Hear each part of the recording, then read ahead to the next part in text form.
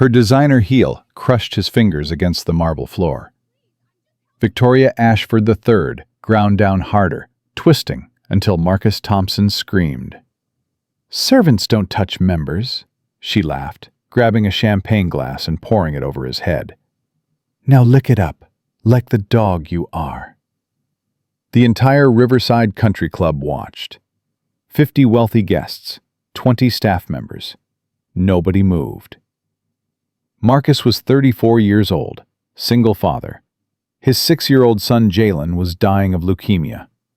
Every dollar from this job meant another day of treatment. He lowered his head toward the floor. Then the door swung open. A Navy SEAL and his 90-pound German Shepherd stepped inside.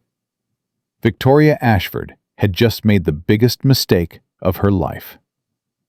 Subscribe now and follow this story to the end. Comment your city below. I want to see how far this story travels. Now, let's continue. The champagne burned his eyes. Marcus Thompson stayed on his hands and knees, the cold marble pressing into his palms, the liquid dripping from his face onto the pristine white floor. His fingers throbbed where Victoria's heel had crushed them. He could feel the bones grinding, but he didn't cry out again. He wouldn't give her that satisfaction. "I said lick it up."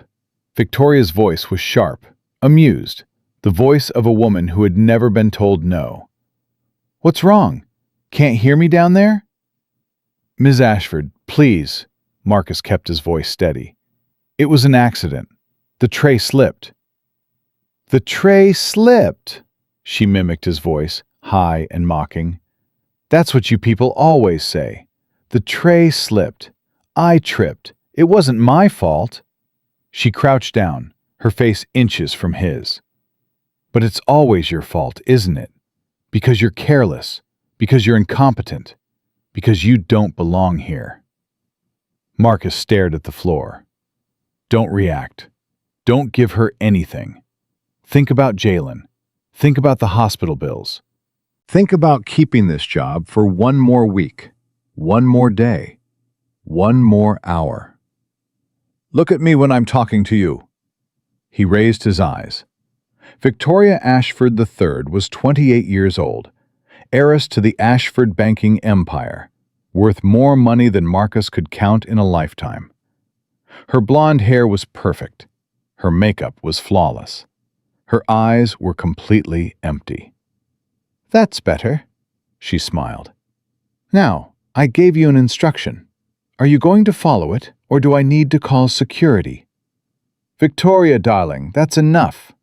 A man's voice from behind her, smooth, practiced. "You're making a scene." "I'm making a point, Bradley." Victoria didn't turn around. "This one spilled champagne on my Louboutins. Do you know how much these cost?" "I'll buy you new ones. Come on, let's get back to the party." Victoria stood slowly, deliberately, making sure her heel came down hard on Marcus's hand one more time. He bit his lip until he tasted blood. "Clean this up," she said, "and pray I don't speak to management about your clumsiness." She walked away, Bradley Wentworth following like a trained dog. The other guests returned to their conversations, their champagne, their world of casual cruelty. Within 30 seconds, it was as if nothing had happened. Marcus stayed on the floor for a moment longer, his hand trembling, his eyes burning. Then he stood, grabbed a towel from his station, and began cleaning up the mess. "You okay?" Maria, one of the other servers, appeared at his side. Her voice was barely a whisper. "Fine." "Your hand." "I said I'm fine." Maria looked at him with eyes full of pity, which was somehow worse than Victoria's contempt. She knew what Marcus knew. They all knew. The Ashfords owned this club. The Ashfords owned this town. The Ashfords could do whatever they wanted to whoever they wanted, and nobody would stop them. "Marcus?" The voice came from behind the service door. Harold Chen, the floor manager, his face pale and sweating. "My office, now." Marcus's stomach dropped. He knew what was coming. Harold's office was small, cramped, filled with schedules and inventory lists. Harold closed the door and turned to face Marcus, unable to meet his eyes. "I'm sorry." "Don't." She called her father, Richard Ashford himself. "He wants you gone." "For spilling champagne?" "Harold, the tray slipped. The handle was loose. I reported it 3 times." "I know." Harold's voice cracked. "I know. But it doesn't matter. You know it doesn't matter." Marcus felt something cold spreading through his chest. "Harold, my son is sick. He has leukemia. The treatments cost $15,000 each session. I need this job. "I'm sorry, Marcus. There's nothing I can do." Harold finally looked at him, and his eyes were wet. "If I fight this, they'll fire me too. And then who takes care of my family?" Marcus wanted to scream. He wanted to grab Harold by his perfectly pressed collar and shake him until he understood what this meant. But he didn't. Because Harold was right. Because fighting the Ashfords was like fighting gravity itself. "Can I finish my shift? At least get paid for today?" "She wants you out now. Security is waiting." "Security," Marcus laughed bitterly. "For a man who spilled champagne. For a man who made Victoria Ashford look bad." Harold pulled an envelope from his desk. "This is your final check. I added an extra week's pay from my own pocket. It's not much, but keep it." "Marcus, I said keep it." He grabbed the envelope, shoved it in his pocket, and turned toward the door. Then he stopped. "You know she's done this before. You know she's hurt people." "I know." "And you do nothing." Harold was silent. "That's what I thought." Marcus opened the door. "Goodbye, Harold." The security guards were waiting in the hallway. 2 of them, both built like refrigerators, both wearing expressions of bored professionalism. "Mr. Thompson." The bigger one gestured toward the service exit. "This way, please." "I know the way. I've worked here for 2 years." "Policy requires an escort." Marcus walked between them, his head high, his dignity the only thing he had left. They passed the kitchen, where Gloria Chen, the head cook, 67 years old, worked at this club longer than Marcus had been alive, watched with tears in her eyes. "I'll pray for you, Marcus," she whispered. "Save your prayers, Gloria. God doesn't work at the Riverside Country Club." They reached the service exit. The bigger guard opened the door, and Marcus stepped out into the parking lot. The sun was setting, painting the sky in shades of orange and pink. Beautiful. Indifferent. "Your vehicle is over there." The guard pointed to the employee lot. "Don't come back." Marcus turned to face him. "You know what she did in there? You know what she made me do?" The guard's expression didn't change. "Have a good evening, Mr. Thompson." The door closed. The lock clicked. Marcus stood alone in the parking lot, staring at his 2008 Honda Civic, the car he and Denise had bought together when they first got married. The car that still smelled like her perfume if you pressed your face into the passenger seat. Denise. 2 years since the accident. 2 years since the police told him his wife had driven off a bridge at 3 in the morning, even though Denise never drove at night, even though she was afraid of bridges, even though she had been investigating the Ashford family's financial connections when she died. The case was closed in 48 hours. No investigation. No justice. And now Marcus worked at their country club, serving champagne to the people who might have killed his wife. Because Jalen needed treatment, and treatment cost money, and money came from jobs, and jobs in Riverside all came back to the Ashfords. He was trapped in a prison without walls. His phone buzzed, a text from Martha, his mother-in-law. Jalen had a good day, kept his food down, asking when you'll be home. Marcus typed back, "On my way. Tell him Daddy will be there soon." He didn't tell her about losing his job. He couldn't. Not yet. He got in the car and sat there for a moment, his hands on the wheel, his eyes closed. The anger was there, burning in his chest, demanding release. But he pushed it down. He had to push it down, because anger was a luxury he couldn't afford. Jalen needed him calm. Jalen needed him employed. Jalen needed him alive. Marcus started the car and drove. The apartment was small, 2 bedrooms, in a building that had been nice 30 years ago, and was now slowly dying of neglect. But it was clean. It was safe.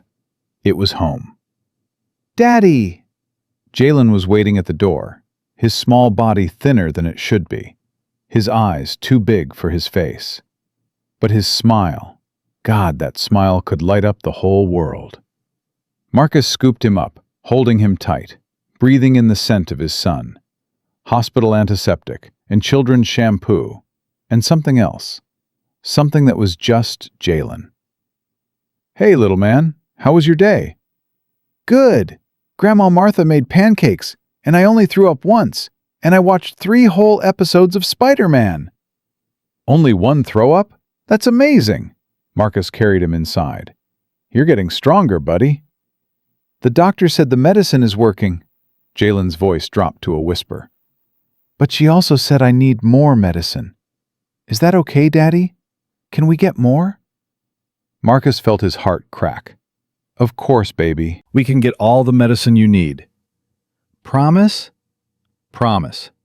Martha was in the kitchen, her face showing the kind of exhaustion that came from caring for a sick child, while pretending everything was fine. She was 63 years old, Denise's mother, the only grandparent Jalen had left. She had moved in after Denise died, leaving her own life behind to help raise her grandson. "How was work?" she asked, her eyes searching his face. "Fine." The lie came easy.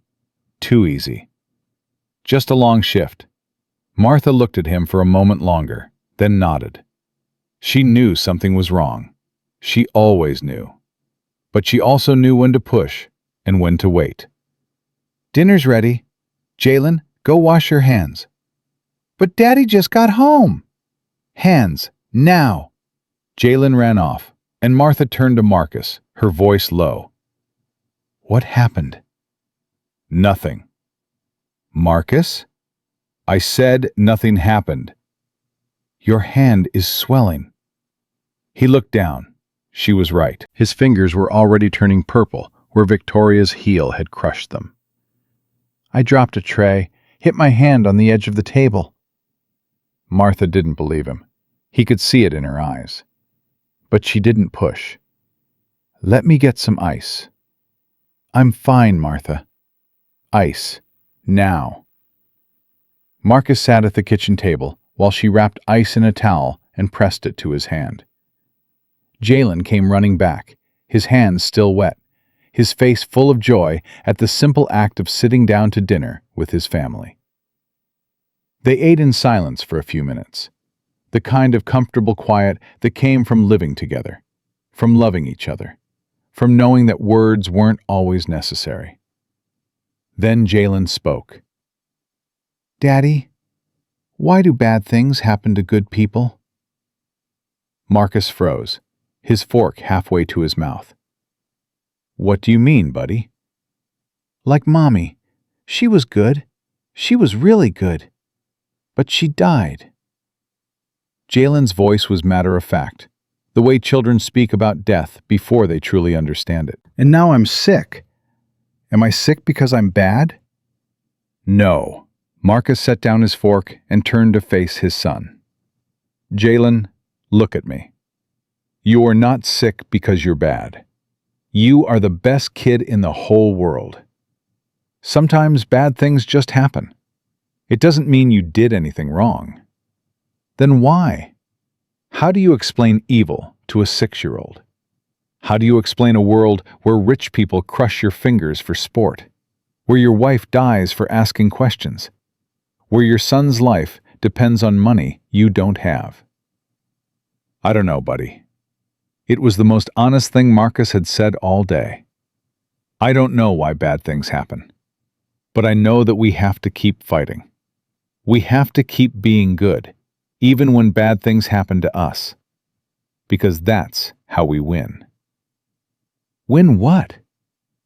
Everything. Marcus pulled Jalen into his lap.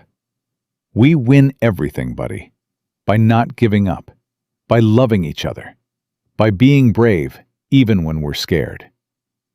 Jalen was quiet for a moment. Then he looked up with those big brown eyes. I'm scared sometimes, Daddy, about the needles and the medicine and being sick. I know, baby. I'm scared too. You are? All the time. But you're a grown-up. Grown-ups aren't supposed to be scared. Marcus smiled, though it hurt. Grown-ups are scared all the time, Jalen. We just learn to hide it better. But being scared doesn't mean you're weak. It means you're brave enough to keep going, even when things are hard. Jalen nodded slowly, processing this. Then he wrapped his small arms around Marcus's neck. I love you, Daddy. I love you too, little man, more than anything in the whole world. Martha watched them from across the table, her eyes wet, her hands folded in her lap. She had lost her daughter. She might lose her grandson. But in this moment, in this small apartment, there was still love. There was still hope. There was still something worth fighting for. Later that night, after Jalen was asleep, Marcus sat on the fire escape, staring at the city lights. The ice had helped his hand, but it was still throbbing, a constant reminder of his humiliation. His phone buzzed. Unknown number. He answered. Hello? Mr. Thompson, a voice he didn't recognize. Cold. Professional. This is Dr. Williams at Riverside General. I'm calling about Jalen's treatment schedule. Marcus's heart stopped. Is he okay? Did something happen? He's fine, but there's been a complication with his insurance. We need you to come in tomorrow morning to discuss his continued care. What kind of complication? I'm not at liberty to discuss the details over the phone. 9 o'clock. Don't be late. The line went dead. Marcus stared at his phone, a cold dread spreading through his body. Insurance complications. The same phrase they'd used before, when Denise's hospital bills started getting reviewed, when doctors suddenly became unavailable, when treatments got delayed until it was almost too late. The Ashfords. This was them. It had to be. Victoria wasn't satisfied with taking his job. She wanted to take everything. His hands were shaking. His vision was blurring. For the first time since Denise died, Marcus felt himself falling apart. Denise, he whispered to the empty night. I don't know what to do. I don't know how to fight them. They're too powerful. They own everything. They own everyone. The city didn't answer. I promised Jalen I would protect him. I promised you I would keep him safe. But how can I keep that promise when they can do whatever they want? When nobody stops them? When nobody even tries? A car horn blared somewhere in the distance. Life going on, indifferent to his pain. I'm so tired, baby. I'm so tired of being alone. I'm so tired of fighting a war I can't win. He closed his eyes, and for one terrible moment, he thought about the bridge where Denise had died, about how easy it would be to follow her, about how peaceful it might feel to just stop. But then he heard Jalen cough through the window, a small sound, a fragile sound, a sound that said, I'm still here. I still need you. Don't give up. Marcus opened his eyes. Okay, he said to the darkness. Okay, I'll keep fighting. I don't know how, but I'll keep fighting. He went inside, checked on Jalen one more time, and finally fell into a restless sleep, dreaming of champagne and designer heels and a woman's laugh that sounded like breaking glass. Tomorrow would bring new horrors, but tonight, in this moment, his son was alive, and that was enough. The next morning, Marcus arrived at Riverside General at 8:47 a.m. The hospital was busy, nurses rushing past, patients waiting in uncomfortable chairs, the smell of antiseptic heavy in the air. He found Dr. Williams's office on the 4th floor.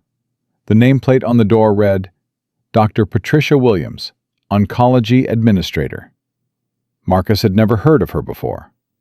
Jalen's usual doctor was Dr. Sarah Mitchell, a kind woman who had been treating him since the diagnosis. He knocked. "Come in." The office was small, sterile, filled with filing cabinets and medical charts. Dr. Williams sat behind her desk, a woman in her 50s with gray hair and eyes that looked like they had seen too much suffering to feel anything anymore. "Mr. Thompson, please, sit down." Marcus sat. "What's going on with my son's insurance?" Dr. Williams folded her hands on her desk. "I'll get straight to the point. Your son's treatment has been flagged for review by your insurance provider. They're claiming some of the procedures may not be medically necessary." "Not medically necessary? He has leukemia." "I understand your frustration. My son will die without treatment. How is that not medically necessary?" "Mr. Thompson, please lower your voice." Marcus forced himself to breathe. In, out, control. "Who flagged the review?" "I'm not at liberty to say." "Was it the Ashfords? Did Richard Ashford make a call?" Dr. Williams' expression didn't change, but something flickered in her eyes. Fear. "I don't know what you're talking about." "I was fired from the Riverside Country Club yesterday. Victoria Ashford assaulted me, and when I didn't fight back, she called her father to have me removed. And now, less than 24 hours later, my son's treatment is being reviewed? That's not a coincidence. I suggest you contact your insurance provider directly." "I'm asking you." Marcus leaned forward. Doctor to parent. "Is someone trying to kill my son to punish me?" The silence stretched. Dr. Williams looked at her desk, at the wall, at anything but Marcus's face. "There's nothing I can do," she finally said. "I'm sorry." "Can't or won't?" "Mr. Thompson, I have a family too. I have children." "So do I." Marcus stood up. "Where's Dr. Mitchell? I want to speak to Jalen's actual doctor." "Dr. Mitchell is no longer assigned to your son's case." "What?" "She was reassigned this morning. Administrative decision." Marcus stared at her. Dr. Mitchell had been treating Jalen for 18 months. She knew his case inside and out. She had cried with Marcus when the diagnosis came in. She had held Jalen's hand during the worst of the treatments. And now she was gone. "Who made that decision?" "I'm not at liberty." "Say that one more time." Marcus's voice was quiet, dangerous. "Tell me one more time that you're not at liberty to help a dying child and see what happens." Dr. Williams's hand moved toward her phone. "I'm going to have to ask you to leave." "Or what? You'll call security? Have them drag me out like they did at the club?" "Mr. Thompson, my wife died 2 years ago. Did you know that? She was investigating the Ashfords when her car went off a bridge. The police said it was an accident. Everyone said it was an accident. But I know the truth. And now they're doing it again. They're going to kill my son because I embarrassed a rich woman." Dr. Williams said nothing. "You know what they are. You know what they do. And you sit there in your white coat pretending you're bound by rules while they murder children." "I think you should go." Marcus walked to the door, then stopped. "My son is 6 years old. He likes Spider-Man and pancakes and his grandmother's stories about his mother. He asks me every night why bad things happen to good people, and I don't have an answer. I don't know how to tell him that bad things happen because people like you are too afraid to stop them. He opened the door. "Mr. Thompson." Dr. Williams's voice was barely a whisper. "There's a storage room on the second floor. Room 247. Sometimes files get misfiled there. Files about patients. Files about other things." Marcus turned back. Dr. Williams was staring at her desk, her face pale. "I didn't tell you that." "Tell me what?" She looked up, and for just a moment he saw something human behind those dead eyes. "Save your son, Mr. Thompson. Whatever it takes." Marcus nodded once and left. Room 247 was unlocked. Inside, boxes were stacked floor to ceiling. Medical records and administrative files and forgotten paperwork from years past. Marcus didn't know what he was looking for, only that Dr. Williams had pointed him here for a reason. He started searching. 20 minutes later, he found it. A file labeled Mitchell, Sarah, Personnel Actions. Inside was a termination notice, dated yesterday, signed by Dr. Williams herself. The reason? Insubordination. Failure to follow administrative directives. Attached was an email chain between Dr. Williams and someone named R. Ashford. Marcus read it. From R. Ashford to P. Williams. Subject: Thompson case. The boy's treatment needs to end. Make it happen. Mitchell is becoming a problem. Reassign her or terminate. Your choice. From P. Williams to R. Ashford. Subject: R. E. Thompson case. Understood. It will be done. Marcus's hands were shaking. Here it was. Proof. Richard Ashford ordering the hospital to stop treating his son. Dr. Williams complying. Dr. Mitchell being punished for trying to help. He photographed everything with his phone. Then he kept searching, and what he found next made his blood run cold. Another file, older, labeled Ashford Foundation, Donations and Agreements. Inside were contracts, agreements between the Ashford family and Riverside General Hospital. Millions of dollars in donations over the past decade, in exchange for administrative cooperation on certain matters. There was a list of names, patients whose treatments had been reviewed or delayed. Most of them had died. Denise's name was on the list. Marcus stared at the page. His wife's name, typed neatly, followed by a date. The day before her accident. Status: resolved. They hadn't just killed Denise. They had planned it. They had documented it. They had filed it away like she was nothing more than paperwork. Marcus sank to the floor, the file clutched in his hands, tears streaming down his face. 2 years. 2 years of grief, of questions, of not knowing why. And here was the answer, in black and white. His wife was murdered because she got too close to the truth. His son was being targeted because Marcus wouldn't stay quiet. The Ashfords didn't just own this town. They owned life and death itself. "Denise," he whispered, "I found them. I found what you were looking for." But finding wasn't enough. He needed to stop them. He needed to make them pay. He needed help. Marcus left the hospital through a side exit, the files hidden in his jacket. His mind was racing, trying to figure out his next move. He couldn't go to the police. The Ashfords owned them. He couldn't go to the media. Denise had tried that, and look what happened.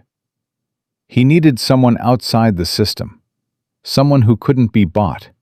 Someone who wasn't afraid. He got in his car and sat there, staring at nothing. "Who do I call?" he said to the empty seat where Denise used to sit. Who in this whole damn town would stand up to them? His phone buzzed. A news alert. Local hero returns. Navy SEAL Commander Derek Williams receives Medal of Honor at Riverside ceremony. Marcus looked at the picture. A black man in dress whites, medals gleaming on his chest, standing at attention while the governor pinned another decoration to his uniform. Beside him was a German shepherd with intelligent eyes and a chest full of service ribbons of its own. The caption read, "Commander Williams and his military working dog Shadow survived 3 tours in Afghanistan, including an ambush that killed 6 members of their unit. Williams is credited with saving countless lives and bringing down multiple terrorist networks." Marcus stared at the picture. A man who had faced the worst evil in the world and survived. A man who had nothing to fear from small-town tyrants. A man who might, just might, be crazy enough to help. Marcus made a decision. He started the car and drove toward the ceremony. The medal ceremony was being held at the Riverside Convention Center, a building that the Ashfords had donated and named after themselves. The irony wasn't lost on Marcus. He parked in the back lot and walked toward the entrance. Security was heavy. Local police, military personnel, Secret Service for the governor. Getting inside would be impossible. But Marcus didn't need to get inside. He waited by the side entrance, the one where the VIPs would exit after the ceremony. 2 hours later, the doors opened and people started streaming out. Marcus saw him immediately. Commander Derek Williams was taller in person, broader, with the kind of presence that made everyone around him seem smaller. He walked with a slight limp, old injury maybe, but his posture was perfect, his eyes constantly scanning his surroundings. The German shepherd walked beside him, matching his pace exactly, alert to every movement. "Commander Williams!" Derek turned. His eyes found Marcus, assessed him in a fraction of a second. "Can I help you?" "My name is Marcus Thompson. I need to talk to you. It's about my son." Derek's expression didn't change. "I'm not a doctor. It's not medical. It's..." Marcus hesitated. "How do you explain something like this?" "Someone is trying to kill him, and I think you're the only person in this town who can help." Shadow growled low in his throat. "Easy, boy." Derek's hand touched the dog's head. "Who's trying to kill your son?" "The Ashfords." Something flickered in Derek's eyes. Recognition. Interest. "The banking family?" "They own this town. They murdered my wife 2 years ago. Now they're going after my son because I embarrassed Victoria Ashford at her country club." "Embarrassed her how?" Marcus showed him his hand, still bruised and swollen. "She crushed my fingers with her heel because I spilled champagne. Then she had me fired. This morning, my son's cancer treatment was canceled. I found documents proving the Ashfords have been ordering the hospital to deny care to people who cross them." Derek was quiet for a long moment. Shadow's ears were pricked forward, his attention focused entirely on Marcus. "You got proof?" Marcus pulled out his phone and showed him the photographs. The emails between Dr. Williams and Richard Ashford. The list of names. Denise's file. Derek scrolled through them slowly, his face darkening with each image. "Your wife was investigating them?"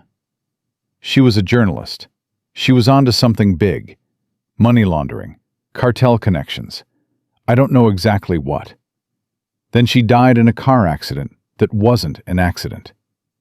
"And you've been working at their country club?" "It was the only job that paid enough for my son's treatment. I thought if I kept my head down, stayed invisible, they'd leave us alone." Marcus's voice cracked. "I was wrong."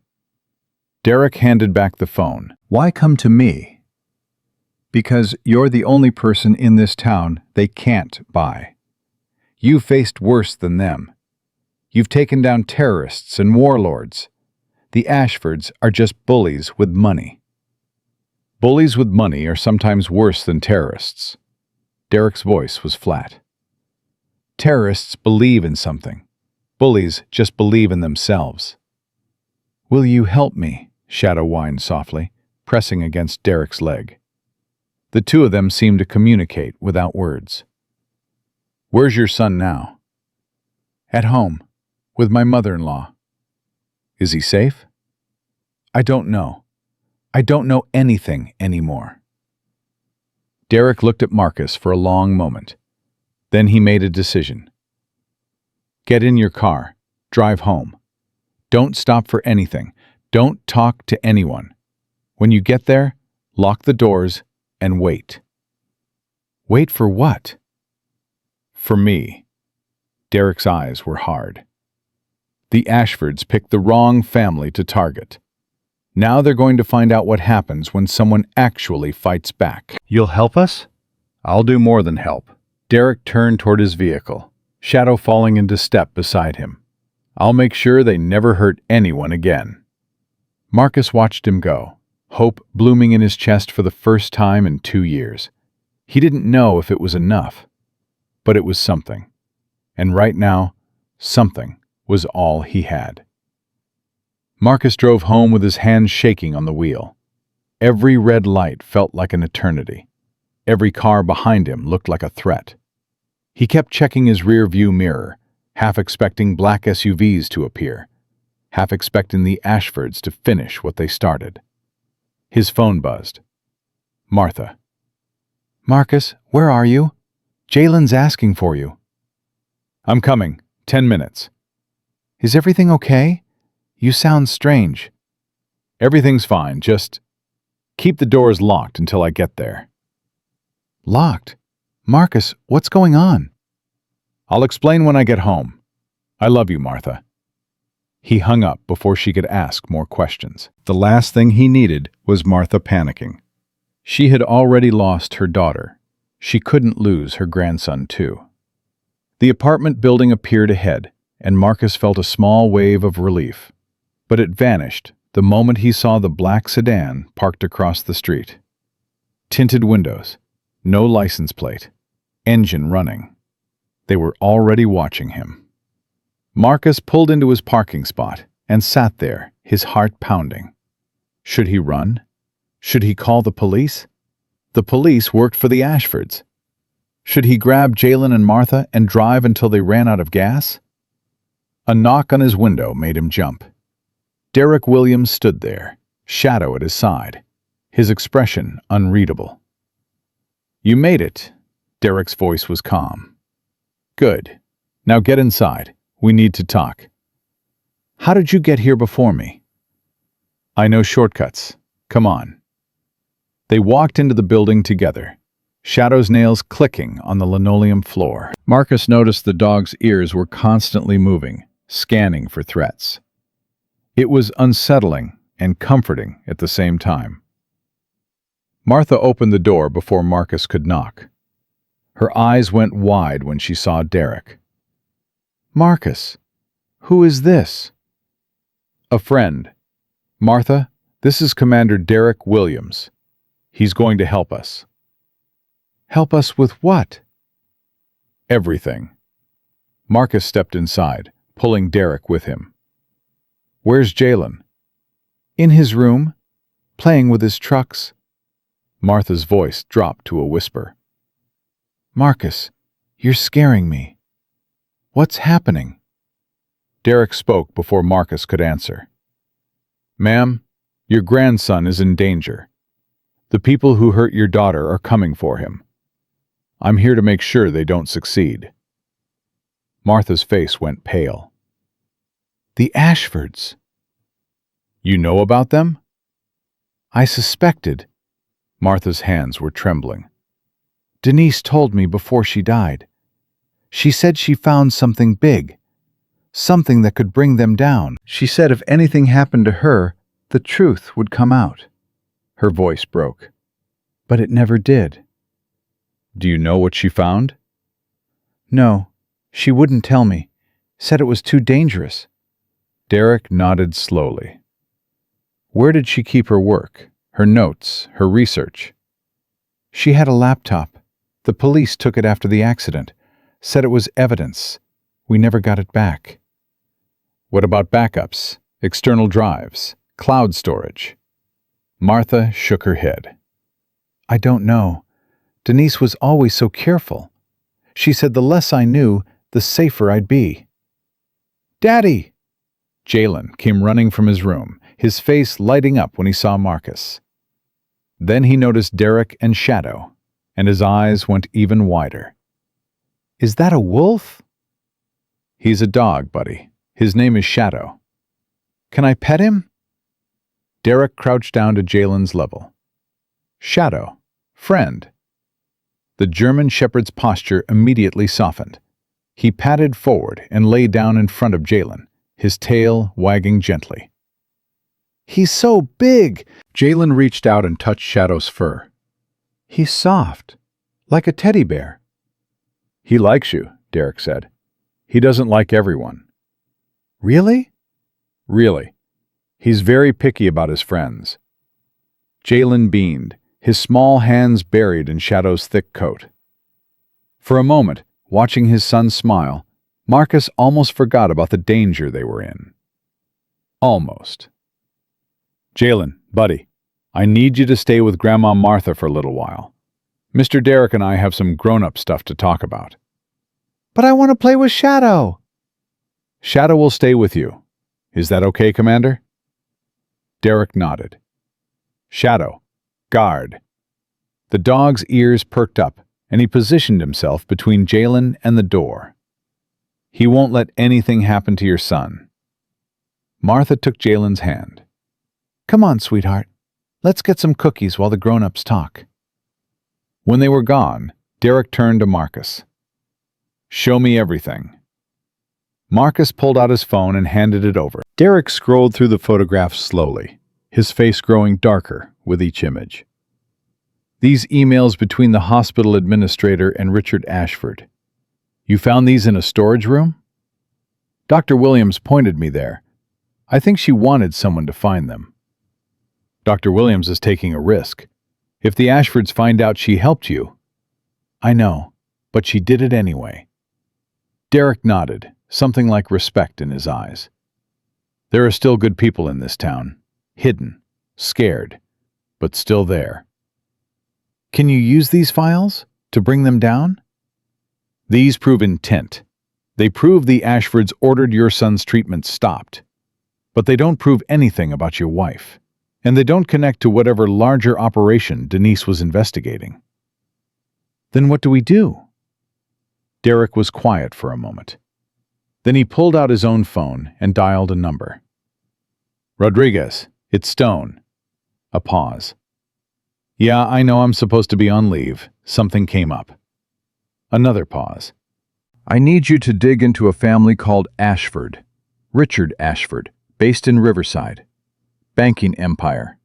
Possible connections to the Mendoza cartel. A long pause. Everything you can find. Financials, legal history, any bodies they might be hiding. And Rodriguez. This one's personal. He hung up and looked at Marcus. Rodriguez is my intelligence guy. Best in the business. If there's dirt on the Ashfords, he'll find it. How long will it take? Depends on how deep it's buried. Could be hours. Could be days. Jalen doesn't have days. His treatment, your son will get his treatment. Derek's voice was firm. I'll make sure of it. How? Let me worry about that. Right now, I need to know everything about your wife. Everything she told you. Everything she was working on. Every person she talked to. Marcus sat down heavily. She didn't tell me much. Said it was too dangerous. But I know she was investigating the Ashford Foundation. Their charity work. What about their charity work? She said it was a front. that the money wasn't going where it was supposed to go. She traced donations from the Ashfords to shell companies in the Cayman Islands. Then the money disappeared. Money laundering. That's what she thought, but she couldn't prove it. She needed access to their internal records, bank statements, transaction histories. Did she get access? I don't know. She was acting strange the week before she died. Excited but scared. She said she was close to something big, something that would blow the whole thing open. Derek leaned forward. Did she meet with anyone? Any sources? Marcus thought hard. There was someone, a man. She met him a few times at a coffee shop downtown. I saw them once. She said he was a whistleblower, someone inside the Ashford organization who wanted to come clean. Did you get his name? No, she never told me. She was protecting him. What did he look like? White guy, 50s, gray hair, expensive suit. He looked nervous, like he was afraid of being seen. Derek nodded slowly. If there's a whistleblower inside the Ashford organization, he might still have information. Information that could finish what your wife started. But I don't know who he is. I don't know how to find him. Leave that to me. Derek stood up. I need to make some calls, set up surveillance, reach out to contacts. Surveillance on who? The Ashfords, their security, their operations. I need to know what we're dealing with before we make any moves. And what do I do? Derek looked at him. You stay here. Protect your family. Don't answer the door for anyone you don't know. Don't talk to anyone outside this apartment. I can't just sit here and do nothing. You're not doing nothing. You're being a father. That's the most important job right now. Marcus wanted to argue, but he knew Derek was right. Jalen needed him. Martha needed him. Running off to play hero would only put them in more danger. What if the Ashfords come here? They won't, not yet. They're bullies, not soldiers. They operate through proxies, lawyers, administrators, corrupt cops. Direct confrontation isn't their style. But eventually, yes, that's why we need to move fast. Derek headed for the door, then stopped. One more thing. Does the name Sarah Mitchell mean anything to you? Dr. Mitchell? She was Jalen's oncologist. She got reassigned yesterday. Reassigned or punished? Punished for trying to help us. Derek nodded. I'm going to find her. She might know more than she's told you. Be careful. The Ashfords have eyes everywhere. So do I. Derek opened the door. Lock this behind me. Don't open it for anyone except me or Rodriguez. How will I know it's Rodriguez? He'll say, the sun rises in the west. It's a code we used overseas. The sun rises in the west. Got it. Derek left, and Marcus locked the door behind him. He stood there for a moment, his forehead pressed against the wood, trying to process everything that had happened in the last 24 hours. Yesterday he was a waiter. Today he was a target. Yesterday he was alone. Today he had allies. It wasn't much, but it was something. Daddy! Jalen's voice came from the kitchen. Shadow ate one of my cookies! Despite everything, Marcus smiled. The next few hours passed slowly. Marcus tried to act normal for Jalen's sake, playing trucks, watching Spider-Man, pretending the world wasn't falling apart around them. Martha kept glancing at the windows, at the door, her hands never quite still. Shadow stayed close to Jalen, following him from room to room, lying at his feet whenever he sat down. The dog seemed to understand that this small boy needed protection, and he took the job seriously. Around 9 o'clock, Jalen's energy finally faded. Marcus carried him to bed, tucking the covers around his thin body, pressing a kiss to his forehead. "Daddy, is the big dog going to stay?" "For a while, buddy." "Good. I like him." Jalen's eyes were already closing. "Daddy, are we safe?" Marcus felt his heart crack. "Yeah, baby, we're safe." "Promise?" "Promise." Jalen was asleep within minutes. Marcus stood in the doorway, watching his son breathe. This small miracle he would do anything to protect. Shadow appeared at his side, pressing his massive head against Marcus's leg. "You'll watch him, won't you?" The dog's eyes met his, intelligent and knowing. Then Shadow padded into the room and lay down beside Jalen's bed, his head resting on his paws, his ears alert to every sound. Marcus closed the door softly and went to the living room where Martha was waiting. "What happens now?" she asked. "We wait. Derek is gathering information. When he has enough, we make our move." "Our move against the Ashfords?" Martha shook her head. "Marcus, do you understand what you're doing? These people have destroyed everyone who's ever challenged them. Politicians, journalists, police officers. Your wife." "I know." "And you still want to fight them?" "I don't have a choice." Marcus sat down beside her. "They're going to kill Jalen, Martha. Not with guns or knives, but by denying him treatment. By making sure no hospital in this state will touch him.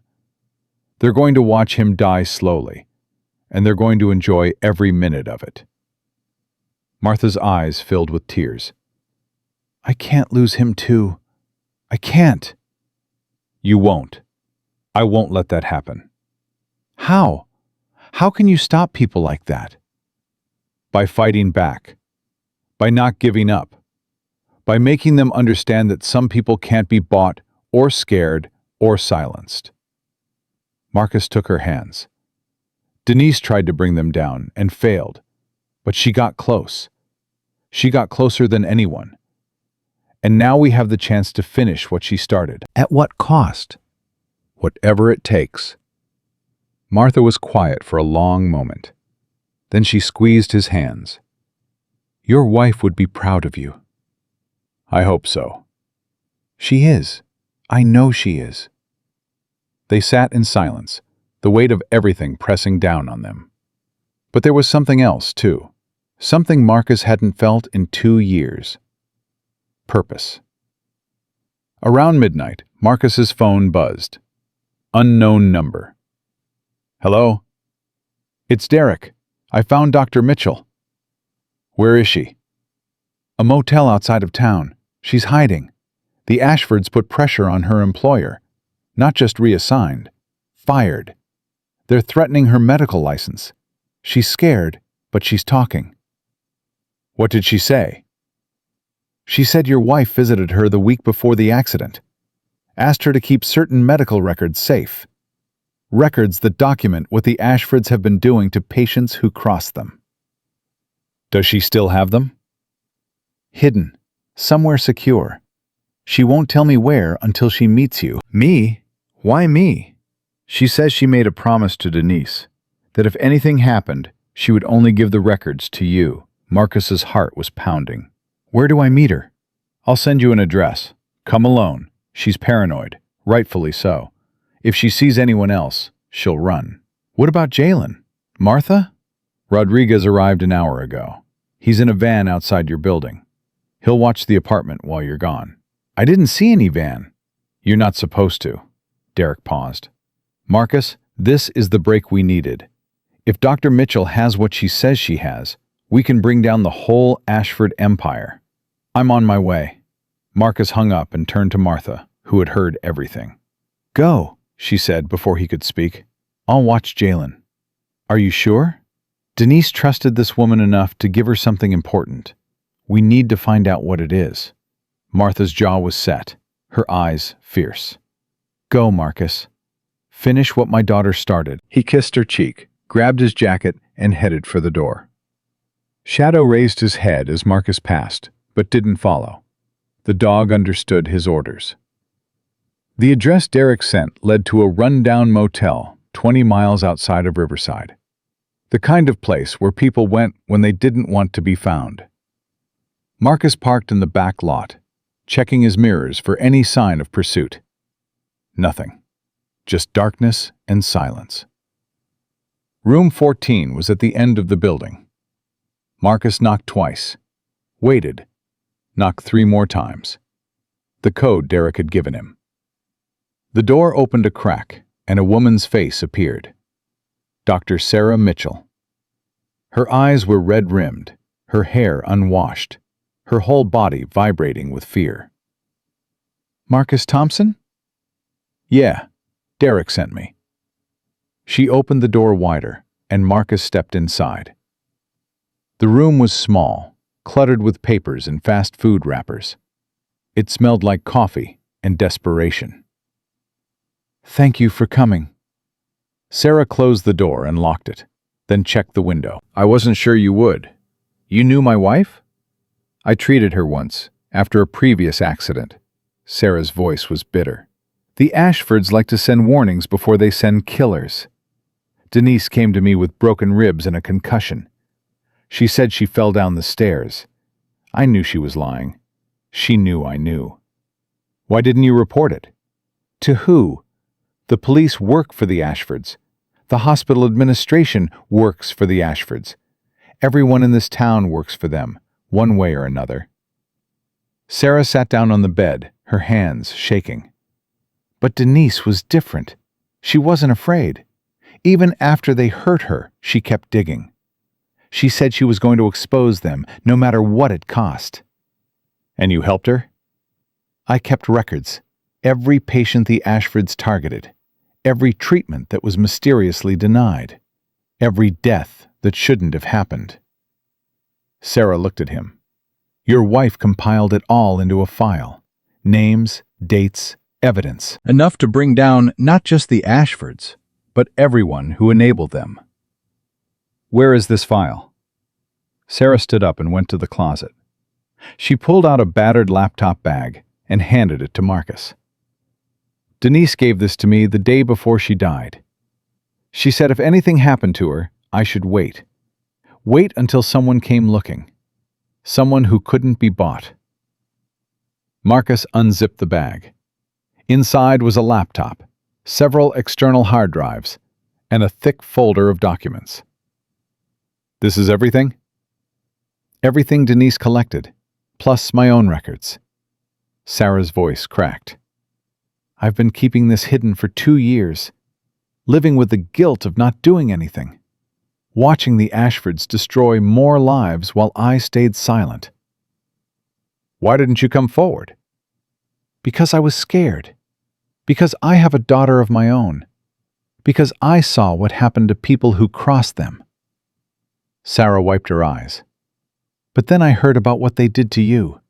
What they're doing to your son, and I couldn't stay silent anymore." Marcus clutched the bag to his chest. "This can really bring them down? If it gets to the right people. The FBI, federal prosecutors, someone outside the Ashfords' reach." Sarah grabbed his arm. "But you have to be careful. They have spies everywhere. If they find out you have this..." "I know." "Do you? Because Denise thought she was careful too. And look what happened to her." Marcus met her eyes. "I have something Denise didn't have." "What's that?" "I have nothing left to lose." Sarah studied him for a long moment. Then she nodded. "There's something else you should know. Your wife wasn't just investigating money laundering. She found connections between the Ashfords and the Mendoza cartel. Drug trafficking. Human trafficking. Murder for hire." "Murder for hire?" "The Ashfords don't just eliminate their enemies through accidents. They have people killed on contract. Denise found invoices, payments to cartel hitmen for specific targets." Sarah's voice dropped. "Your wife's accident wasn't random. It was ordered, paid for, documented." The room seemed to spin. Marcus had always suspected, but hearing it confirmed, knowing that someone had paid money to kill Denise. Who ordered it? Richard Ashford himself. The payment is in those files. $50,000. That's what your wife's life was worth to them. Marcus couldn't speak, couldn't breathe. $50,000. Less than the cost of Victoria's shoes. I'm sorry, Sarah's voice was gentle. I know this is hard to hear. Hard? Marcus laughed bitterly. My wife was murdered for $50,000. My son is being denied cancer treatment because I embarrassed a rich woman. And you're worried about hard? Marcus. No, don't apologize. Don't comfort me. He stood up, the laptop bag clutched in his hands. Just tell me one thing. How do I make them pay? You get that evidence to people who can act on it. Federal authorities, independent investigators, anyone outside the Ashfords' influence. And then you pray. Because once you start this, there's no turning back. They will come for you with everything they have. Marcus thought about Jalen, about Martha, about the life he was about to destroy in order to save it. Let them come. He turned toward the door. Marcus, wait! Sarah grabbed a piece of paper from the desk. There's one more thing. A name. Someone inside the Ashford organization who was helping Denise. A whistleblower. The man in the coffee shop? His name is James Crawford. He's the Ashfords' chief financial officer. He knows everything, every transaction, every shell company, every buddy they've buried. He was going to testify, but after Denise died, he disappeared, went into hiding. Do you know where he is? No. But if you can find him, he can provide testimony that would make the evidence in that laptop bulletproof. Marcus took the paper. James Crawford, CFO. Be careful. If the Ashfords know you're looking for him, they'll kill you both. They've already tried to kill my son. What else can they do? Sarah had no answer for that. Marcus left the motel and drove back toward Riverside, the laptop bag on the seat beside him. His mind was racing, processing everything he'd learned.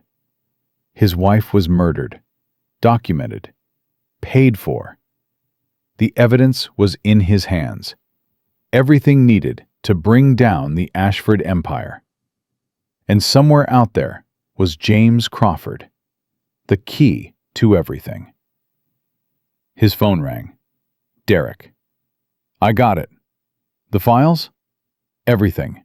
Denise's research, Dr. Mitchell's records, connections to the cartel, payment records for contract killings. Derek, they paid $50,000 to have my wife murdered. Silence on the other end. Then, we'll make them pay more than that, much more. There's something else. A whistleblower.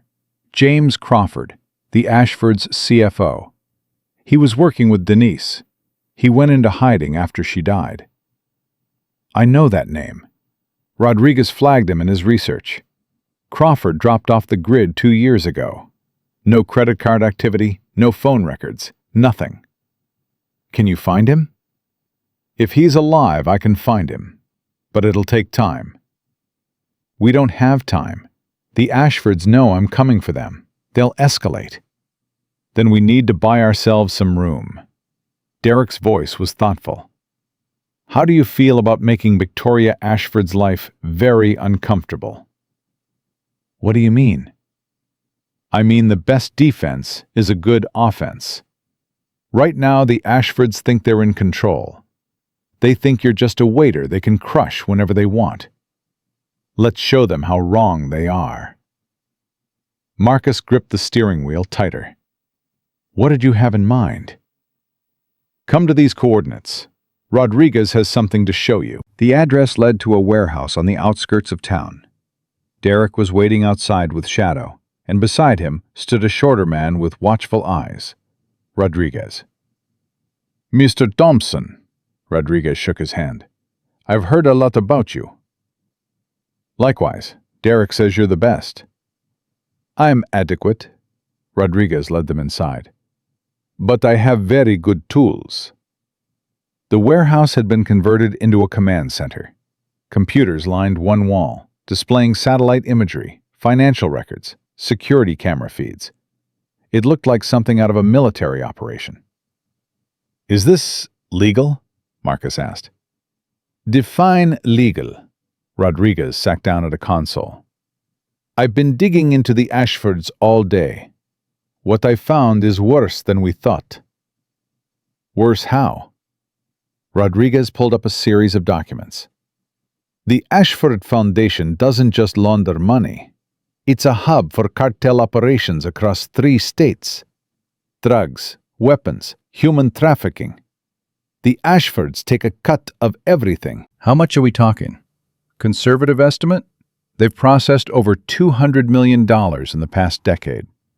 Marcus stared at the screen. 200 million.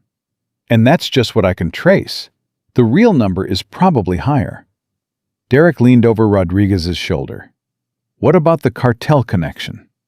The Mendoza cartel, based in Mexico, but with operations throughout the American Southwest. Rodriguez pulled up another file. The Ashfords provide financial services, laundering, banking, asset protection. In exchange, the cartel provides muscle when needed. Muscle? Enforcers, hitmen. Rodriguez's voice was flat. When someone becomes a problem for the Ashfords, they make a call. The problem disappears. Like Denise. And at least 6 others that I can confirm. Rodriguez turned to face Marcus. Your wife wasn't just investigating money laundering. She was building a case against one of the most dangerous criminal networks in the country. She got further than anyone before her. And they killed her for it. They tried to erase her completely. Took her laptop, her notes, everything they could find. What they didn't know was that she had backups, that she had given copies to people she trusted. Marcus thought about Dr. Mitchell, hiding in a motel, waiting 2 years to hand over the evidence. She was smarter than they knew. Much smarter. Rodriguez smiled grimly. And now we have everything she collected, plus what I've been able to dig up independently. We have enough to bring down the Ashfords. But we need a way to get it to the right people. Federal authorities, prosecutors who aren't compromised. Rodriguez shook his head. The Ashfords have connections everywhere. If we go through normal channels, the evidence will disappear, just like your wife's laptop. Derek spoke up. That's why we need James Crawford. The whistleblower? He's not just a whistleblower. He's a witness. He has first-hand knowledge of every illegal transaction the Ashfords have made for the past 15 years. With his testimony, the evidence becomes airtight. Can you find him? I'm working on it, but he's hidden himself well. Could take days. Days we don't have. Derek nodded. Which brings us back to my original suggestion. We need to put the Ashfords on the defensive. Make them react instead of act. How? Derek smiled, and it wasn't a pleasant smile. By hitting them where it hurts the most. Their reputation. Over the next hour, Derek outlined his plan. It was audacious, dangerous, and possibly insane. Marcus loved it. You really think this will work? I think it'll make them angry. And angry people make mistakes. Marcus looked at the screens, at the evidence of crimes spanning decades, at the faces of the people who had destroyed his family. Let's make them angry. Derek clapped him on the shoulder. Get some rest. Tomorrow, we start fighting back. Marcus drove home as the sun began to rise. He was exhausted, wired, terrified, and more alive than he had felt in years. The laptop bag was hidden in the warehouse, protected by Rodriguez's security. The plan was in motion. The pieces were falling into place. But as he pulled into his parking spot, he saw something that made his blood run cold. The black sedan was back. And this time, There were two more beside it. The Ashfords had found him. If you or someone you know is having a difficult time, free support is available. Find resources. Marcus sat frozen in his car, his hands gripping the steering wheel so hard his knuckles turned white. 3 black sedans.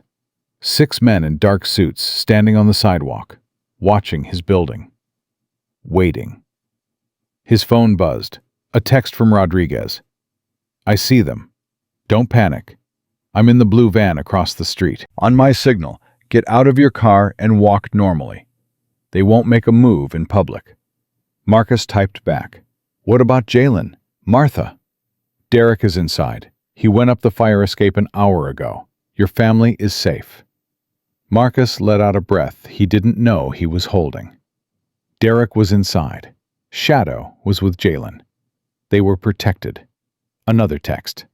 "Now, walk." Marcus got out of the car and forced himself to move at a normal pace. Every instinct screamed at him to run, to fight, to do something. But Rodriguez was right. The Ashfords operated through intimidation, not violence. At least, not in broad daylight. One of the men stepped forward as Marcus approached the building entrance. "Mr. Thompson." Marcus stopped. "Do I know you?" "My name is Vincent Cole. I work for the Ashford family." The man's voice was smooth, professional, like a lawyer delivering bad news. "Mr. Ashford would like to have a conversation with you." "Which Mr. Ashford?" "Richard Ashford, the patriarch." "And if I don't want to have a conversation?" Vincent smiled, but it didn't reach his eyes. Mr. Ashford is a reasonable man. He believes this unfortunate situation can be resolved without further complications. Complications like my son dying because you canceled his treatment? That was a misunderstanding. Administrative error. It's already being corrected. Marcus stared at him. Just like that? Mr. Ashford is prepared to be generous. Your son's treatment will resume immediately. All expenses covered. Additionally, he's prepared to offer you a substantial severance package from your former position at the club. Enough to ensure your family's comfort for years to come. In exchange for what? A conversation. That's all. Just a conversation. Marcus thought about the laptop hidden in Rodriguez's warehouse, about the evidence that could destroy the Ashford empire, about Denise. "Tell Mr. Ashford, I'll think about it." Vincent's smile faltered. "I'd strongly encourage you to think quickly. Mr. Ashford's generosity has limits. So does my patience." Marcus pushed past him and walked into the building. He could feel the men's eyes on his back, but none of them followed. Not yet. Derek was waiting in the apartment, Shadow at his side. Martha was in the kitchen with Jalen, trying to act normal despite the fear in her eyes. "You saw them?" Derek asked. "Hard to miss. They offered me a deal. Jalen's treatment restored, plus money, in exchange for a conversation with Richard Ashford. They're scared." "Scared? They have 6 men outside my building." "Exactly." Derek's voice was calm. "If they weren't scared, they'd just take what they want. Instead, they're negotiating. That means they know something has changed." "Do they know about the files?" "Probably not. But they know you met with Dr. Mitchell. They know you're not just rolling over. That makes you dangerous." Marcus sank into a chair. "So what do we do?" "We use this. They want a conversation? We give them one. But on our terms." "What do you mean?" "I mean we accept the meeting, but not at their location. Somewhere public. Somewhere they can't control." "They'll never agree to that." "They will if they're desperate enough." Derek pulled out his phone. "I've been monitoring their communications. The Ashfords have a problem. A big one." "What kind of problem?" "The cartel is getting nervous. The Mendoza family has heard rumors that someone is digging into the Ashford operation. They're threatening to pull out unless Richard can guarantee security. Rodriguez is digging? And yours, and the meeting with Dr. Mitchell. Derek smiled. The Ashfords are fighting a war on two fronts. They need to shut you down fast, before the cartel decides they're too much of a liability. What happens if the cartel pulls out? The Ashfords lose their protection, their muscle, their ability to make problems disappear. Derek leaned forward. That's when they become vulnerable. That's when we strike. Marcus looked at his son, visible through the kitchen doorway, eating cereal and chattering to Martha about Spider-Man. Innocent, unaware, living in a world where his father was playing games with murderers. If I meet with Richard Ashford, what stops him from just killing me? I do. Derek's voice was flat. You won't be alone. Chen and Williams are arriving tonight. By tomorrow, we'll have a full team on the ground. More of your military friends? Brothers. We served together for 12 years. There's nothing they wouldn't do for me. And nothing I wouldn't do for them. Why are you doing this? The question had been burning in Marcus since the beginning. You don't know me. You don't owe me anything. Why risk your life for a stranger? Derek was quiet for a long moment. Then he spoke. When I was in Afghanistan, we lost a village. Whole place wiped out by a warlord because they gave us information. Men, women, children, all dead because they helped us. I'm sorry. I couldn't save them, couldn't get there in time. But before we extracted, I found a boy hiding in a cellar, maybe 8 years old, lost everyone he had. What happened to him? I got him out, got him to a refugee program, kept track of him over the years. Derek's eyes were distant. He's in college now, studying to be a doctor. Says he wants to save lives because someone saved his. That's amazing. It's one kid, one life, out of hundreds I couldn't save. Derek looked at Marcus. But it matters. Every single one matters. Your son matters. Your wife mattered. And the Ashfords need to learn that you can't just destroy people and walk away. Marcus didn't know what to say. He had spent 2 years feeling alone, feeling powerless, feeling like no one cared about what happened to his family. He had been wrong. Thank you, he finally managed, for everything. Don't thank me yet. We haven't won anything. But we're going to, right? Derek's jaw tightened. Yeah, we're going to. The rest of the day passed in tense preparation. Chen and Williams arrived around midnight, slipping into the building through routes that avoided the Ashford surveillance. They were both in their 40s, hardened by years of combat, with the quiet confidence of men who had faced worse than small-town criminals. So this is the guy. Chen looked Marcus up and down. The waiter who pissed off a billionaire. I didn't piss her off. She pissed herself off by being a monster. Fair enough, Chen grinned. I like him. Williams was quieter, more reserved. He spent most of the evening studying the building's layout, identifying entry points and exit routes, preparing for scenarios Marcus didn't want to think about. We've got surveillance on all their positions, Rodriguez reported, his laptop showing multiple camera feeds. 6 men outside, rotating shifts. 2 more in a car down the block. They're definitely expecting something. They're not going to wait forever, Derek said. We need to make our move, tomorrow. What's the plan? Marcus accepts the meeting with Richard Ashford. We pick a public location. The plaza downtown works. Plenty of witnesses, multiple escape routes, no way for them to control the environment. And what happens at the meeting? Marcus keeps them talking, gets Richard to admit as much as possible. Meanwhile, Rodriguez works on locating James Crawford. If we can find the whistleblower before the meeting ends, we have everything we need. And if we can't? Derek's expression hardened. Then we improvise. Marcus spent the night on the couch, unable to sleep. Every sound made him jump. Every shadow looked like a threat. He kept thinking about Jalen, about what would happen if something went wrong, about whether he was making the right choice. Around 3 a.m, he heard footsteps. Jalen appeared in the hallway, his small face worried. "Daddy, why aren't you sleeping?" "Just thinking, buddy. Why are you up?" "I had a bad dream." Jalen climbed onto the couch and snuggled against Marcus. "I dreamed that the bad people came and took you away." Marcus's heart broke. "That's not going to happen." "Promise?" "Promise."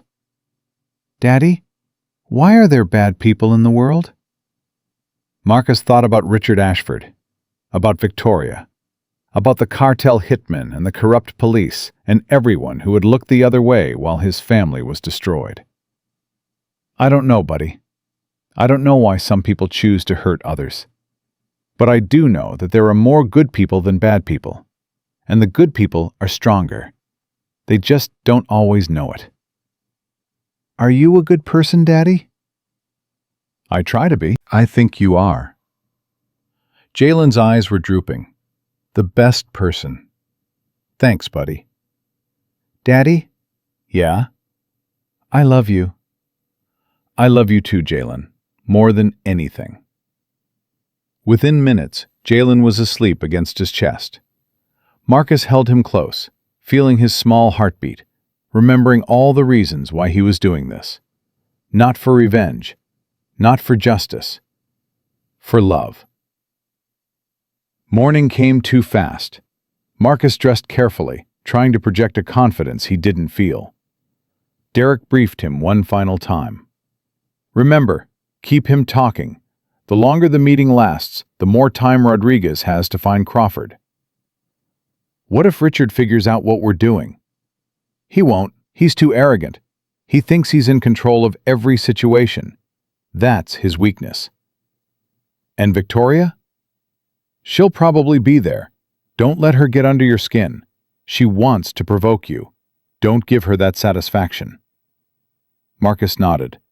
"Anything else?" "Yeah." Derek handed him a small device. "This is a panic button. Press it, and we'll be there in under 2 minutes, no matter what." Marcus pocketed it. "Let's do this."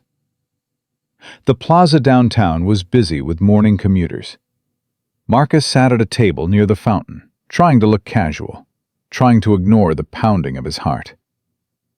At exactly 9 o'clock, a limousine pulled up. Richard Ashford emerged, followed by Victoria and 2 bodyguards. They crossed the plaza with the easy confidence of people who own the world.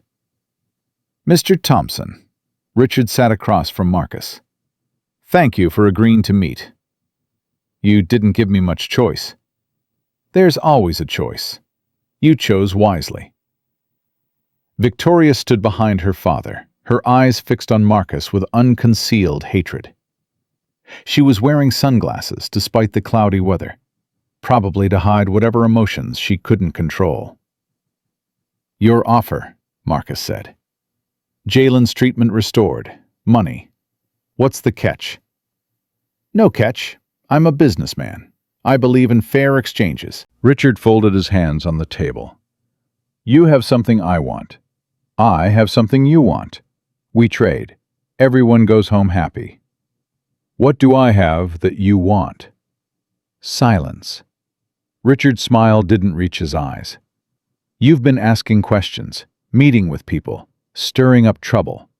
I want that to stop." "And if it doesn't?" "Then this conversation becomes much less pleasant." Marcus forced himself to stay calm. "Your daughter assaulted me in front of 50 witnesses. Your people canceled my son's cancer treatment. Your family had my wife killed. And you want me to be silent?" Richard's expression didn't change. "I understand you're upset, but you need to understand something too. The world doesn't operate on fairness. It operates on power.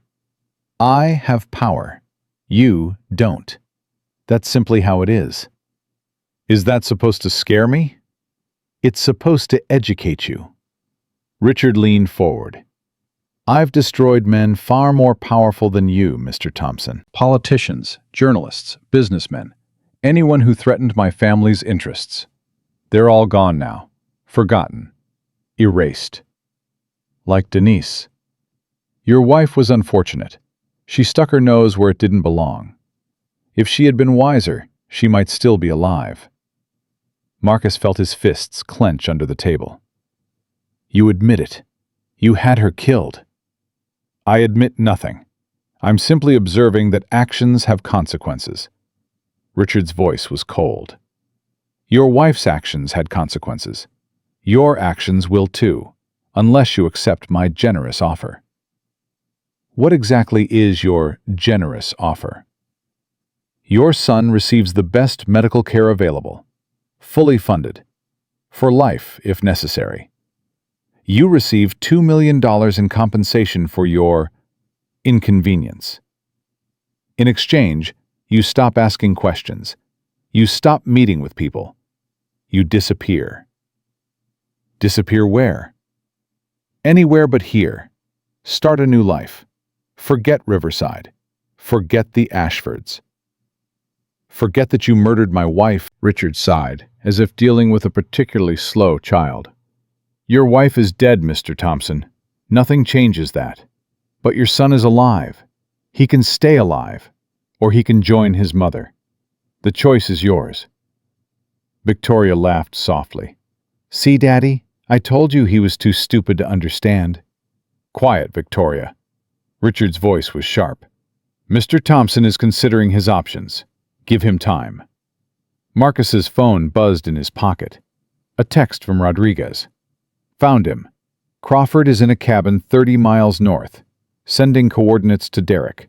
Keep them talking. Marcus's heart jumped. They had found the whistleblower. Now he just needed to stall. $2 million isn't enough. Richard raised an eyebrow. I'm sorry? You heard me.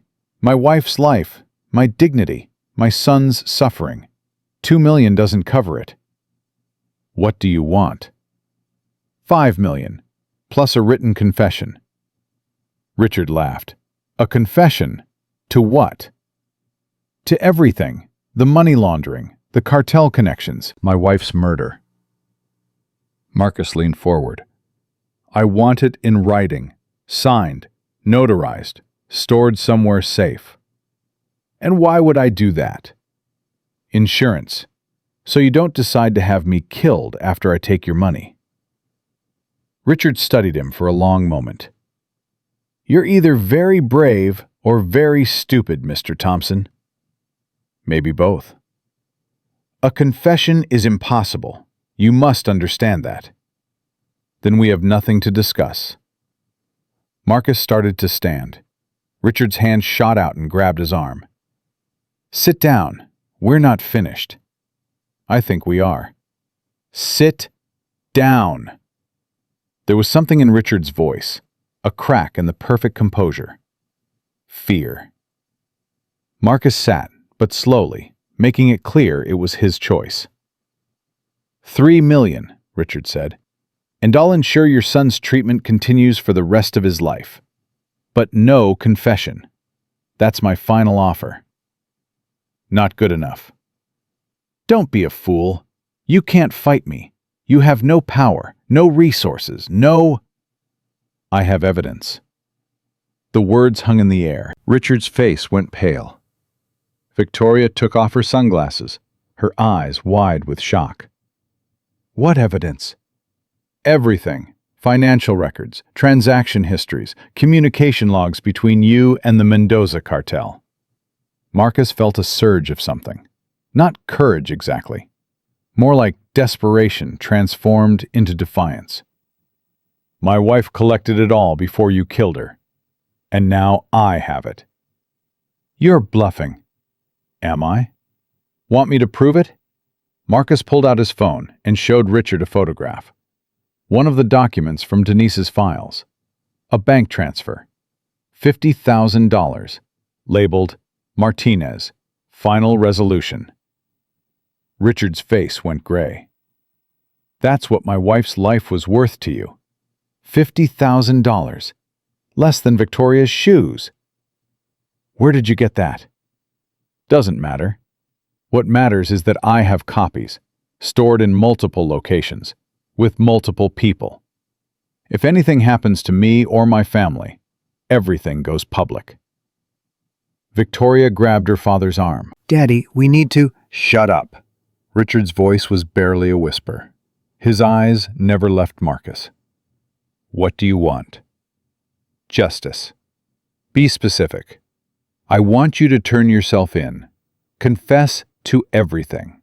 Money laundering, racketeering, murder, all of it." Richard laughed, but there was no humor in it. "You're insane."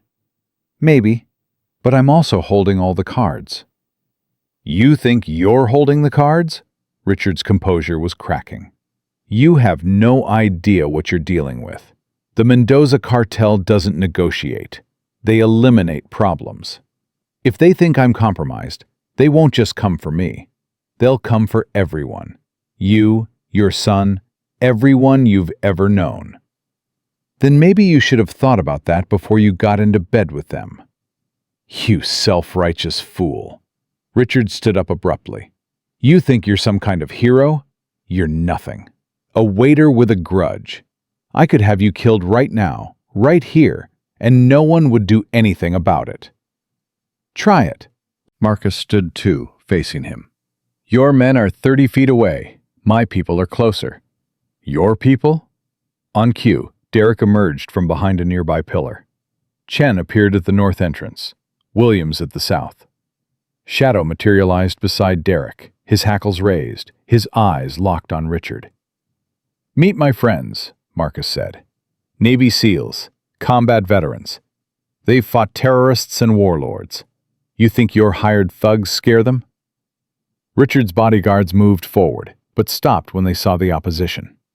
4 men, 1 massive dog, positioned in a classic tactical formation. Professional. Deadly. "This is insane," Victoria hissed. "Daddy, we need to leave." "Not yet." Richard's voice was steady, but his hands were shaking. "This isn't over, Thompson. You've made a very powerful enemy today."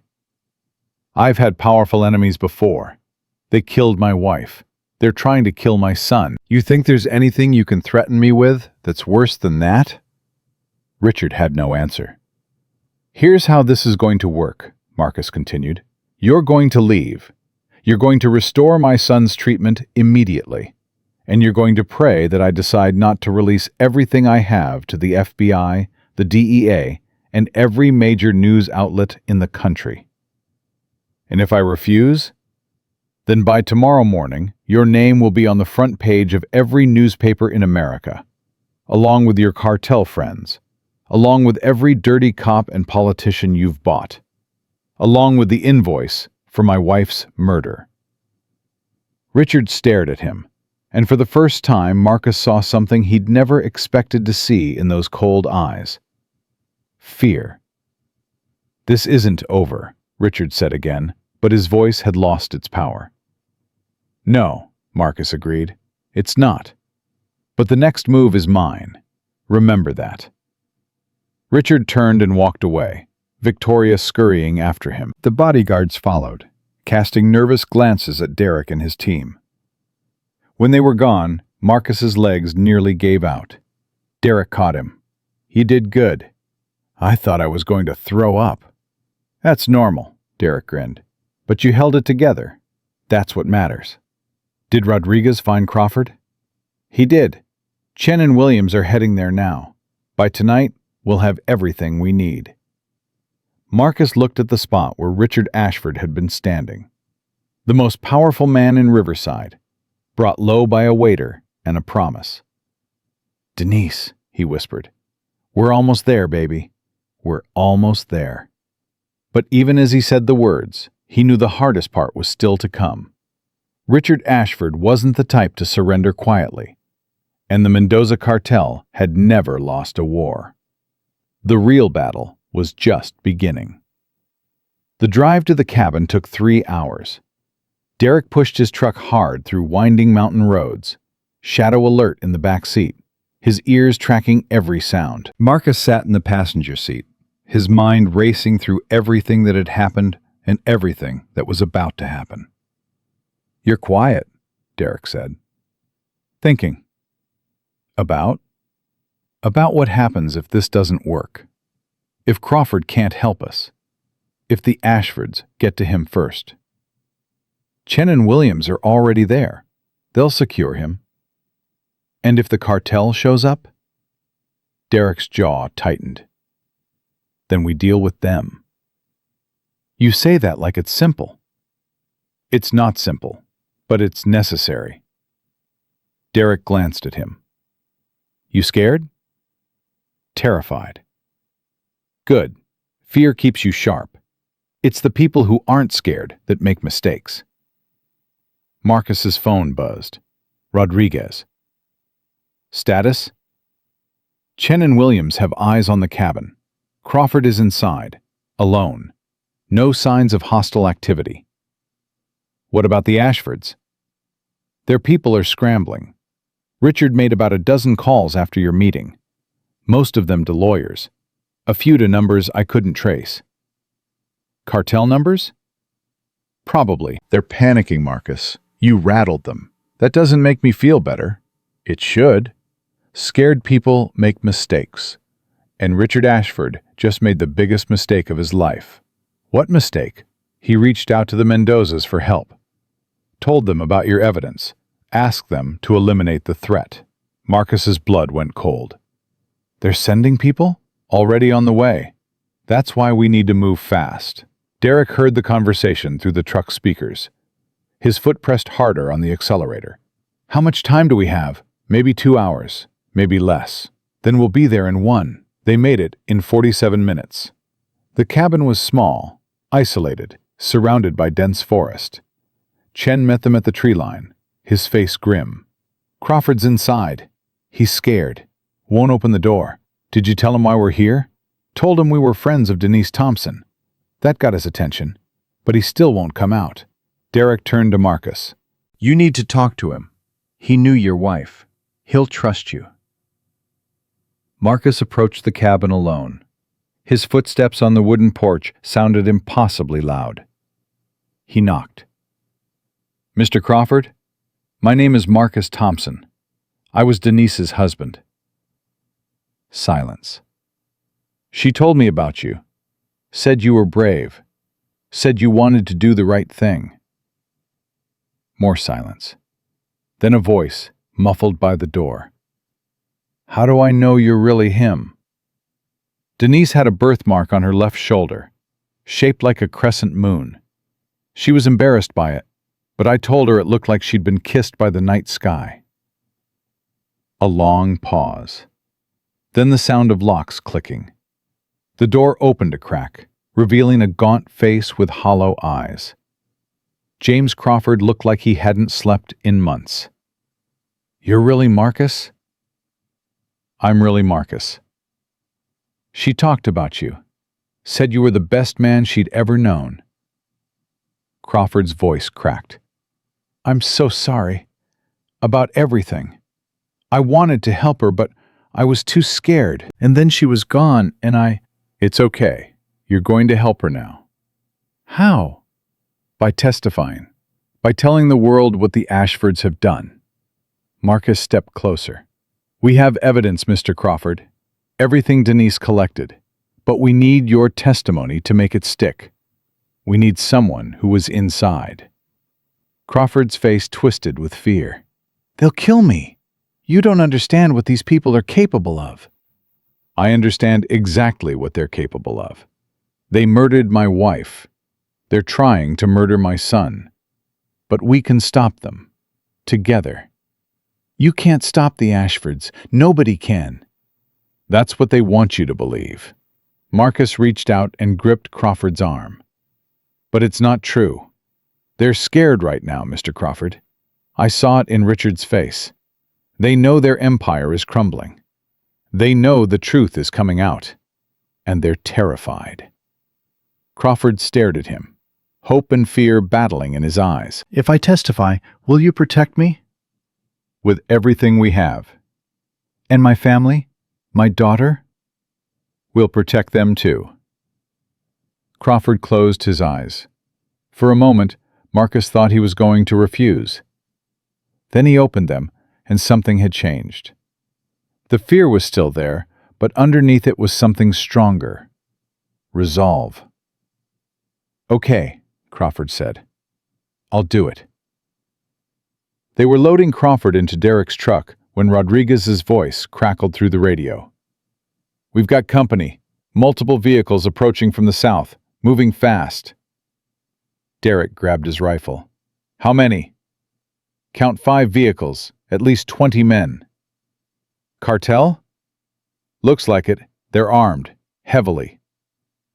Marcus felt his stomach drop. 20 men against 5 of us? 4, Derek's voice was calm. "You're getting Crawford out of here. Chen will drive."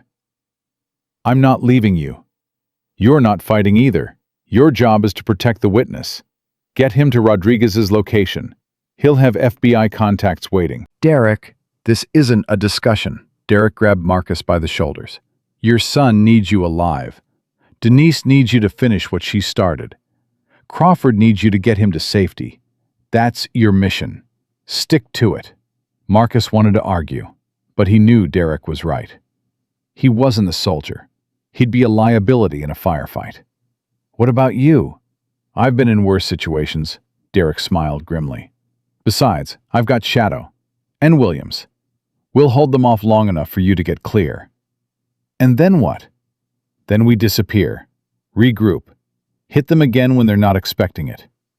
The sound of engines grew louder. They were out of time. "Go!" Derek pushed in toward the truck. "Now!" Marcus climbed in beside Crawford.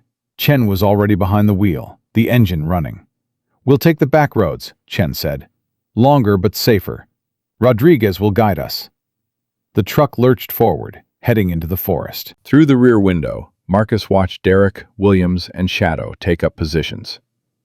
3 men and a dog against 20 armed killers. He forced himself to look away. Crawford was shaking beside him. "They found me.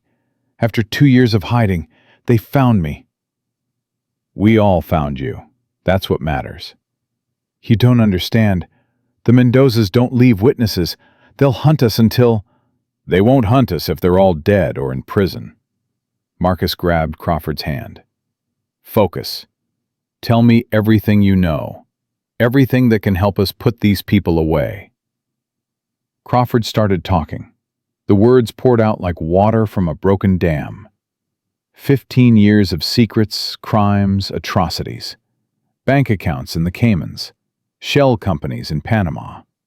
Payments to politicians, judges, police chiefs. Names, dates, amounts. And the murders. "Denise wasn't the first," Crawford said, his voice hollow. "There were others. People who got too close. People who asked too many questions. Richard has a list. He calls it his insurance policy. Everyone who's ever been a threat to the family." "How many names?" 47, last time I counted. 47 people. 47 lives destroyed to protect the Ashford Empire. And the cartel? The Mendozas use the Ashfords to clean their money. Billions of dollars over the past decade. In exchange, the Ashfords get protection, muscle, the ability to make problems disappear. Like Denise. Like Denise. Crawford's eyes filled with tears. "I tried to warn her, told her she was getting too close, but she wouldn't stop. She said some things were worth dying for." Marcus thought about his wife, her courage, her determination, her refusal to back down even when she knew the danger. "She was right," he said quietly. "Some things are." The radio crackled. Rodriguez's voice, tense. "Chen, you've got a tail. 2 vehicles, about a mile behind you." Chen checked the mirror. "I see them. Can you slow them down?" "I'm working on it." "There's a bridge about 3 miles ahead. If you can get across before they catch up, I can disable it remotely." "Disable it how?" "Don't ask questions you don't want answers to." Chen pushed the truck harder. The forest blurred past, the road twisting and turning through the mountains. Marcus gripped the door handle, his knuckles white. How far to the bridge? 2 miles, maybe less. The vehicles behind them were gaining. Marcus could see them now, black SUVs with tinted windows, moving with a relentless purpose of predators closing in on prey. They're getting closer. I know. Chen's voice was tight. Hold on. He yanked the wheel, taking a corner so fast the truck nearly tipped. Crawford screamed. Marcus braced himself against the dashboard. 1 mile, Rodriguez said through the radio. You're almost there. The bridge appeared ahead, a narrow span over a deep ravine. Chen didn't slow down. The truck hit the bridge at full speed, the tires screaming on the metal surface. We're across, Chen reported. Do it. Doing it. Behind them, there was a sound like thunder. Marcus turned to look. The bridge was collapsing, steel and concrete tumbling into the ravine, taking the first SUV with it. The second SUV skidded to a stop at the edge, its occupants spilling out to stare at the destruction. Bridge is down, Rodriguez confirmed. They won't be following you that way, but there are other routes. Keep moving. Chen didn't need to be told twice. They drove for another hour, taking back roads and forest trails that didn't appear on any map. Finally, Rodriguez directed them to a warehouse on the outskirts of Portland. FBI agents were waiting. Mr. Thompson? A woman in a dark suit stepped forward. I'm Agent Maria Santos. I've been investigating the Ashford family for 3 years. Rodriguez tells me you have something for me. We have everything. Marcus gestured to Crawford. And we have a witness. Santos looked at Crawford with something like reverence. James Crawford, we thought you were dead. I might as well have been. Crawford's voice was exhausted. But I'm ready to talk now. I'm ready to tell you everything. Then let's get started. The next several hours were a blur of interviews, statements, and documentation. Crawford talked. Marcus talked. The evidence from Denise's files was cataloged and verified. Agent Santos's team worked with methodical precision, building a case that would bring down not just the Ashfords, but everyone connected to them. Around midnight, Santos found Marcus in the hallway, staring at nothing. You should get some sleep. Can't. Too wired. I understand. She sat beside him. Your wife was remarkable, you know. We had our eye on her investigation. We were about to reach out, offer her protection. And then she was killed. Yes, Santos's voice was heavy with regret. If we had moved faster, she might still be alive. I'm sorry. It wasn't your fault. Maybe not, but I've carried that guilt for 2 years. She looked at him. What you've done today, Marcus, finishing what she started, it matters. It matters more than you know. Will it be enough to put them away? More than enough. With Crawford's testimony and the evidence you've provided, we're looking at RICO charges, money laundering, conspiracy to commit murder. Richard Ashford will spend the rest of his life in prison. So will Victoria. And the cartel? We're coordinating with DEA and Mexican authorities. The Mendozas won't escape either. Marcus felt something loosen in his chest. Relief. Exhaustion. Grief for all the years he'd lost, all the battles he'd fought alone. What about my son? His treatment? Already being handled. We have federal marshals at the hospital ensuring no one interferes with Jalen's care. He's safe, Marcus. He's going to be okay. Marcus closed his eyes. For the first time in 2 years, he allowed himself to believe it. His phone rang. Derek. You made it. We made it. What about you? Williams took a bullet, grazed his shoulder. He's complaining about how it ruined his favorite jacket, so I think he'll live. And the cartel? Most of them won't be bothering anyone again. The rest ran when they realized they were outmatched. Derek paused. It's over, Marcus. The Ashfords are finished. Not yet. Not until they're in handcuffs. That's coming. Santos is good. She'll nail them. Derek, thank you for everything. Don't thank me yet. We still need to celebrate. I'm thinking barbecue. My treat. Despite everything, Marcus laughed. Deal. He hung up and turned to find Agent Santos watching him. Commander Williams and his team? Safe, mostly. Good. She stood. Get some rest, Marcus. Tomorrow is going to be a long day. The arrests will be coordinated. Media will be everywhere, and you'll need to be ready to tell your story. My story? The world deserves to know what the Ashfords did, and what it took to stop them. Santos smiled slightly. You're about to become very famous, Mr. Thompson. I don't want fame. I just want my son to be healthy, and my wife's memory to be honored. Then that's exactly what you'll get. The arrests happened at dawn. FBI agents descended on the Ashford estate, the country club, Victoria's penthouse, Richard's offices. Camera crews captured everything, the images broadcast live across the country. Richard Ashford was led out in handcuffs, his face gray, his composure finally shattered. He didn't speak to reporters. He didn't make eye contact with anyone. He just walked, shoulders slumped, toward the waiting vehicle. Victoria was less dignified.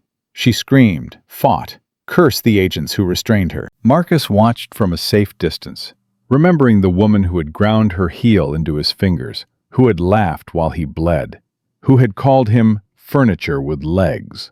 Servants need to learn their place, he murmured. Looks like you're learning yours. Sheriff Wade Patterson was arrested at his home, still in his pajamas. Dr. Williams from the hospital. 3 city council members. The district attorney. One by one, the dominoes fell. By noon, it was over.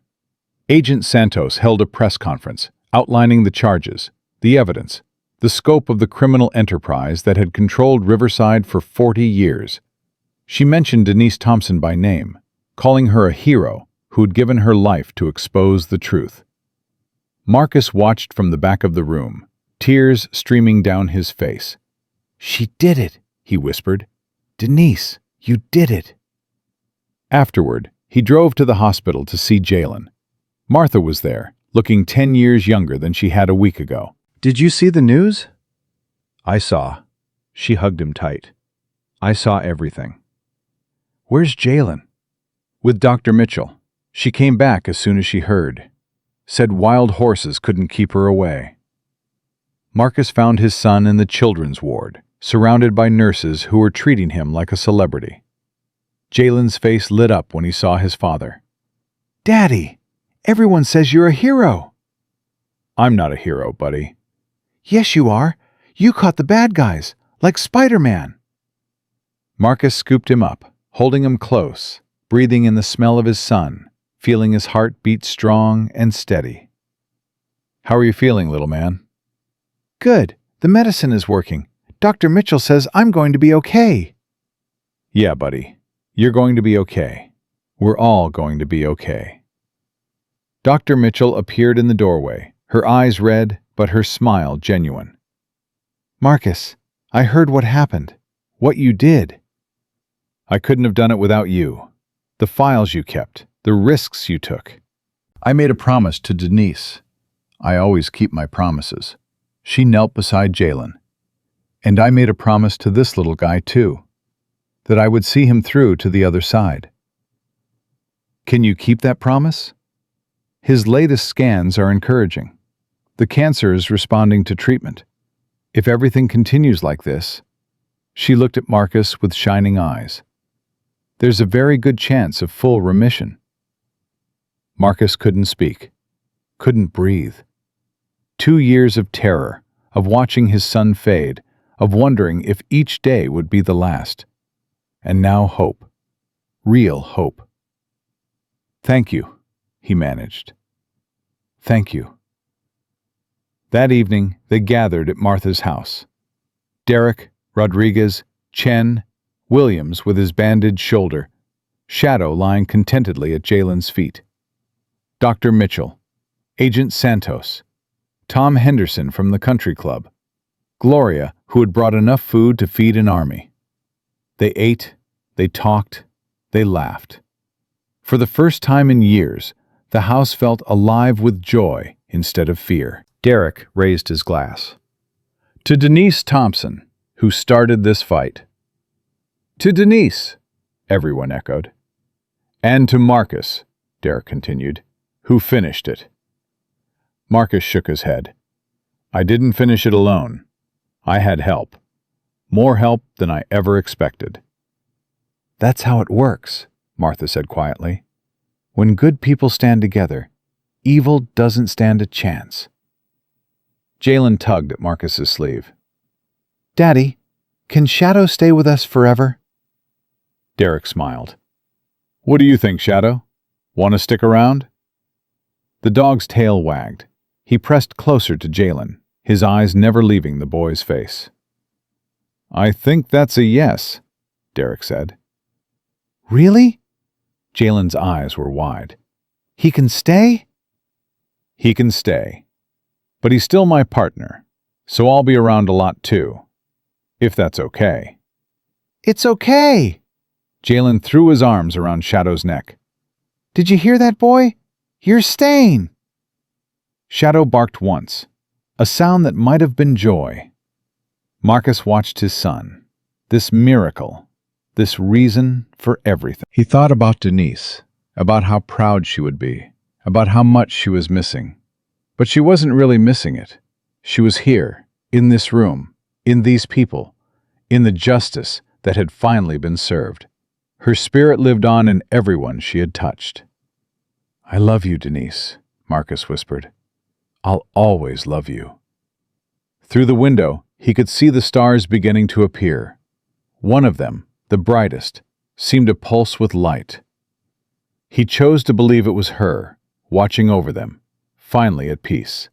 The storm had passed, and in its wake, something beautiful was beginning to grow. The trial lasted 6 weeks. Every day, Marcus sat in the courtroom, watching the Ashford Empire crumble piece by piece. James Crawford testified for 3 days straight, his voice steady, his memory precise. Bank records were entered into evidence. Wire transfers, emails, the invoice for Denise's murder. Richard Ashford sat at the defense table, his expensive lawyers scrambling to counter evidence that was simply too overwhelming to dismiss. He had aged 20 years in the months since his arrest. The silver hair was now white. The confident posture was broken. The cold eyes were hollow. Victoria sat beside him, her designer clothes replaced by prison orange, her perfect makeup gone. She stared at Marcus with pure hatred every time their eyes met. He stared back without flinching. On the final day of testimony, Marcus took the stand. "Mr. Thompson," the prosecutor said, "can you describe what happened at the Riverside Country Club on the afternoon of July 15th? Marcus looked at the jury. 12 ordinary people.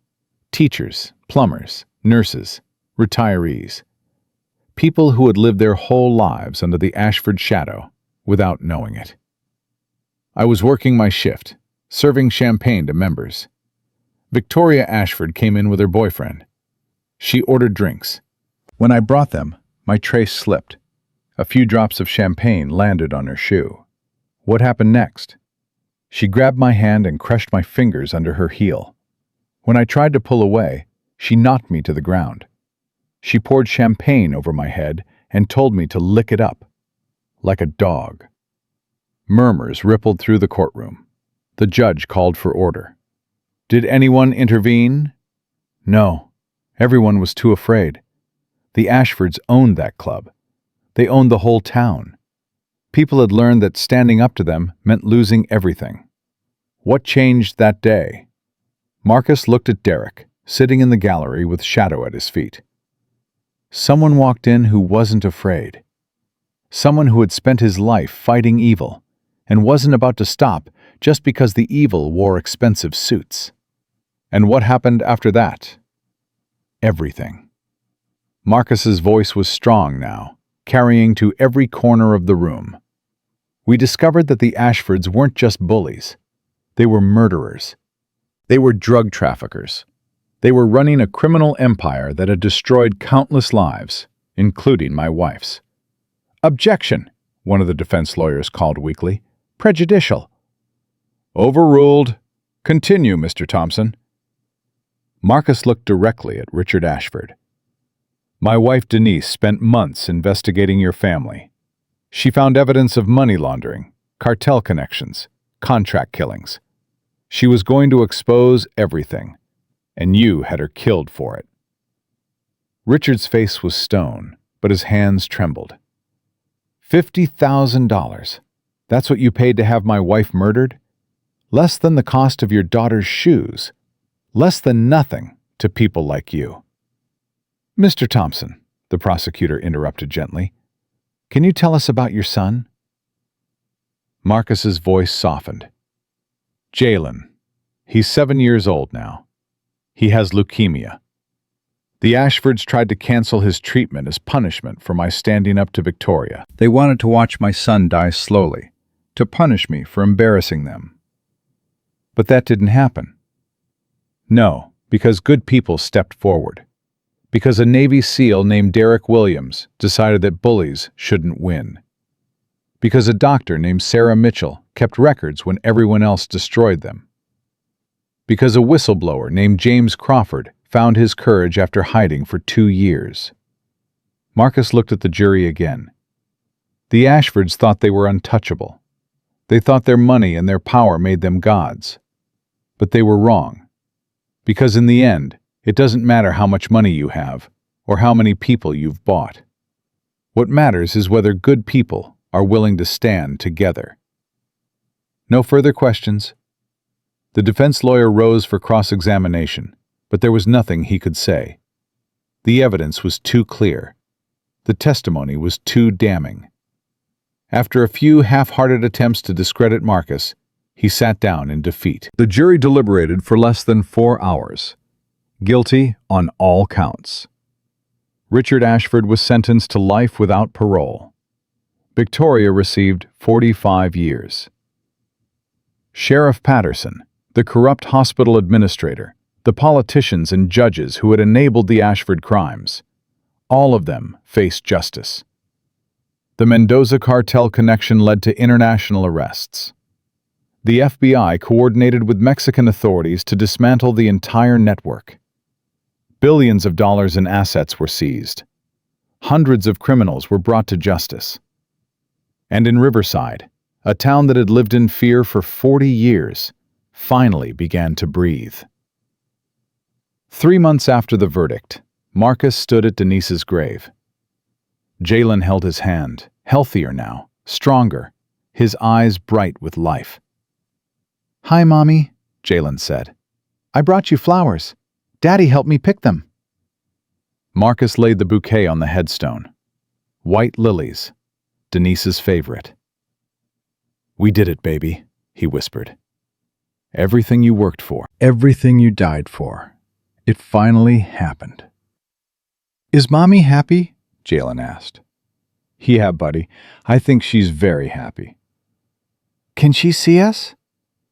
"I believe she can. I believe she's watching over us every single day."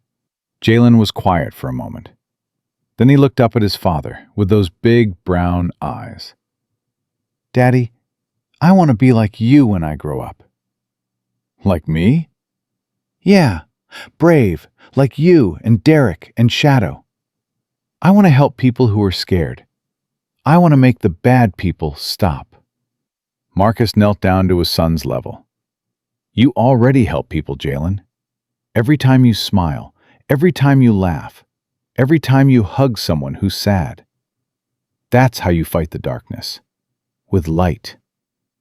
"But what about the really bad people? The ones who hurt others?" "Those people exist. and sometimes you have to stand up to them. But the most important thing isn't fighting. It's never giving up. It's believing that good can win, even when everything looks hopeless. Like you believed? Like I believed? Like your mother believed? Like all the people who helped us believed? Jalen nodded solemnly. Then he hugged Marcus tight. I love you, Daddy. I love you too, little man. More than anything in the whole world. They stayed at the grave for a while longer, father and son, honoring the woman who had given everything so that truth could prevail.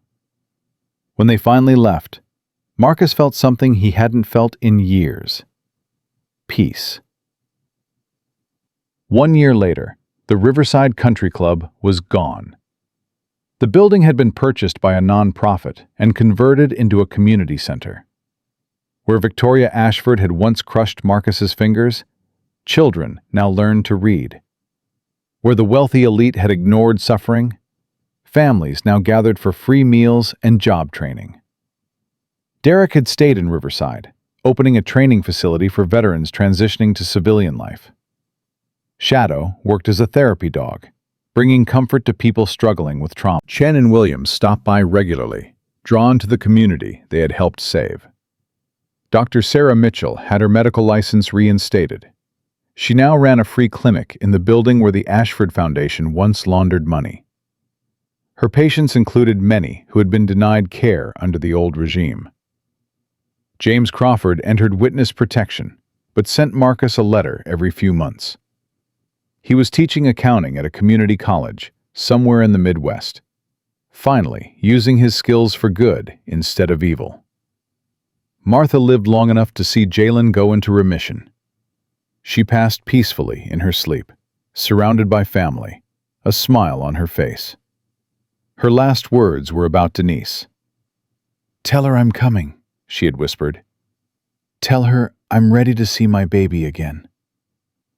Marcus honored her memory by establishing the Denise Thompson Foundation, dedicated to protecting whistleblowers and supporting investigative journalists. The foundation helped dozens of families escape abusive situations, funding legal battles against powerful interests who thought they were above the law. On the second anniversary of the Ashford trial, Marcus received an unexpected visitor. Gloria Chen, the cook from the country club, appeared at his door with tears in her eyes. "I need to tell you something," she said. "Something I should have told you years ago." "Come in, Gloria, please." They sat at the kitchen table, the same table where Marcus had once planned his desperate fight against the most powerful family in Riverside. "The day Victoria attacked you," Gloria began, her voice shaking, "I was watching through the kitchen window. I saw everything."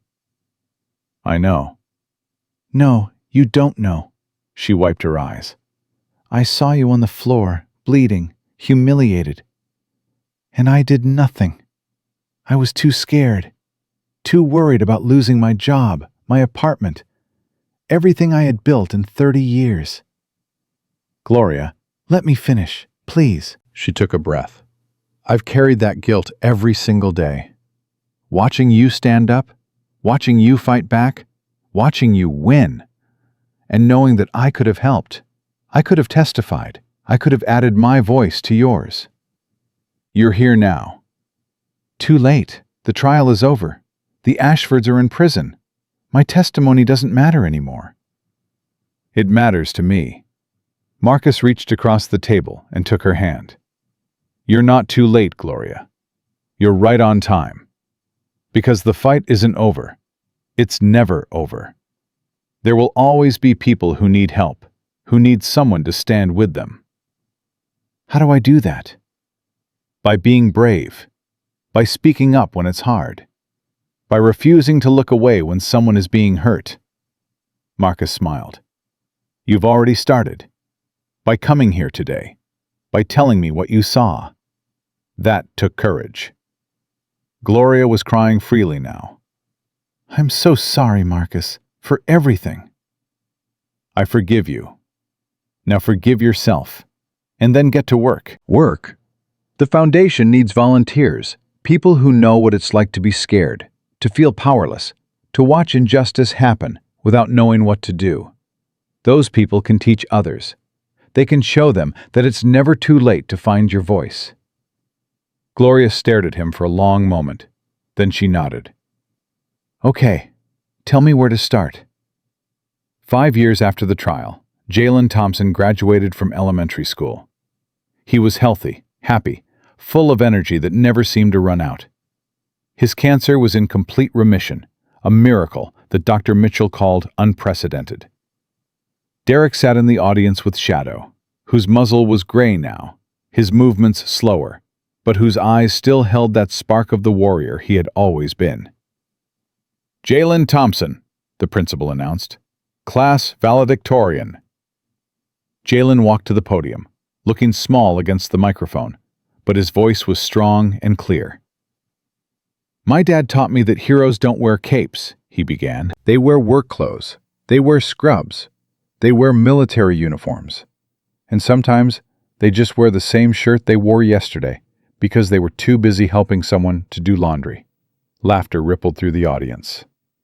My mom was a hero. She died trying to expose bad people who were hurting our community. For a long time, I was sad about that. I wished she was here. I wished I could show her my grades and my drawings and all the things I've learned. Jalen paused, his eyes finding Marcus in the crowd. But then my dad taught me something else. He said that the people we love never really leave us. They live on in the choices we make, in the kindness we show, in the courage we find when things are hard. His voice grew stronger. So here's what I want everyone to remember. Be a hero. You don't need superpowers. You don't need to be big or strong or rich. You just need to care. You just need to stand up when someone is being hurt. You just need to refuse to look away. He smiled, and for a moment, Marcus saw Denise in that smile. Her strength, her determination, her unshakable belief that good would always triumph. My mom started a fight she couldn't finish. My dad finished it. And now it's my turn. My turn to fight for what's right. My turn to help people who can't help themselves. My turn to be a hero. Jalen raised his fist. Who's with me? The audience erupted. Parents, teachers, students, all of them on their feet, cheering for this small boy who had survived so much and emerged so strong. Derek wiped his eyes, not ashamed of the tears. Shadow's tail wagged furiously. And Marcus, watching his son command that stage, felt something he had never expected to feel again. Pride. Pure, overwhelming pride. After the ceremony, they gathered at the community center for a celebration. Food, music, laughter, the sounds of a community that had learned to stand together. Derek found Marcus standing alone by the window, watching Jalen play with his friends. He's something else. He's his mother's son. He's his father's, too. Derek clapped him on the shoulder. You did good, Marcus. Better than good. I had help. Everyone needs help. That's not weakness. That's wisdom. They stood in comfortable silence for a moment. Then Derek spoke again. I got a call yesterday from a woman in Portland. Her husband was killed in a suspicious accident. The company that employed him is claiming it was his fault. She thinks it was murder. Marcus turned to look at him. Sounds familiar. Too familiar. She's scared. She has a daughter. She doesn't know who to trust. What did you tell her? I told her I knew someone who had been through the same thing. Someone who had fought back and won. Someone who might be willing to help. Marcus thought about everything he had been through. The pain, the fear, the moments when he wanted to give up, and the people who had stood beside him, who had refused to let him fall. Give her my number. Derek smiled. Already did. That night, after everyone had gone home, Marcus sat on his porch, watching the stars. Shadow lay at his feet, his breathing slow and steady. Jalen was asleep inside, dreaming whatever dreams healthy 7-year-olds dream. His phone rang. Unknown number. "Hello? Mr. Thompson?" A woman's voice, trembling with fear. "My name is Rebecca Hayes. Derek Williams gave me your number. He said you might be able to help me." Marcus thought about Denise, about Martha, about all the people who had sacrificed so that his family could survive. "Tell me what happened, Rebecca." "My husband, David. He worked for a company called Meridian Industries. 3 weeks ago, he fell from a construction scaffold. They're saying it was an accident, but I know it wasn't. He told me he had seen things, bad things. He wanted to report them, but I begged him not to because I was scared. And now he's dead, and I don't know what to do." Her voice broke into sobs. Marcus closed his eyes. He could walk away. He could tell her to call the police, knowing the police might be compromised. He could protect the peace he had fought so hard to win. But that wasn't who he was anymore. "Rebecca, listen to me. You're not alone. Whatever you're facing, you don't have to face it by yourself." "But they're so powerful. They'll destroy me. They'll take everything." That's what they want you to believe, but it's not true. Power isn't about money or connections. Power is about refusing to give up. Power is about standing together. "I don't have anyone to stand with." "You have me." Marcus's voice was firm. "You have Derek. You have a whole community of people who have been through what you're going through. We fought back. We won. And we're going to help you do the same." Silence on the other end. Then, barely audible. "You really think we can win?" "I know we can. Because I've seen it. I've lived it." Marcus looked at the stars, thinking of Denise, feeling her presence like a warm hand on his shoulder. The bad guys think they're invincible. They think their money and their power make them gods. But they're wrong. They're always wrong. Because in the end, one person with courage is stronger than 1,000 people with fear. "One person," Rebecca whispered. "One person who refuses to look away. One person who stands up when everyone else sits down.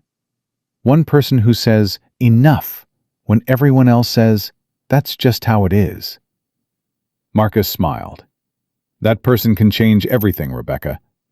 That person can change the world."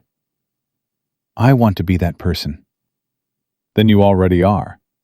Now tell me everything. Start from the beginning. And don't leave anything out." Rebecca started talking, and Marcus listened, just as Derek had listened to him, just as Denise had listened to so many others before her. The cycle was continuing. The fight was ongoing. The light was spreading. Shadow raised his head and looked at Marcus with those wise, ancient eyes. His tail wagged once, slowly, as if he understood exactly what was happening. "Yeah, buddy," Marcus said softly. "We're not done yet." He turned his attention back to the phone, to Rebecca's voice, to the story of another family destroyed by powerful men who thought they could do whatever they wanted. They were wrong. They were always wrong.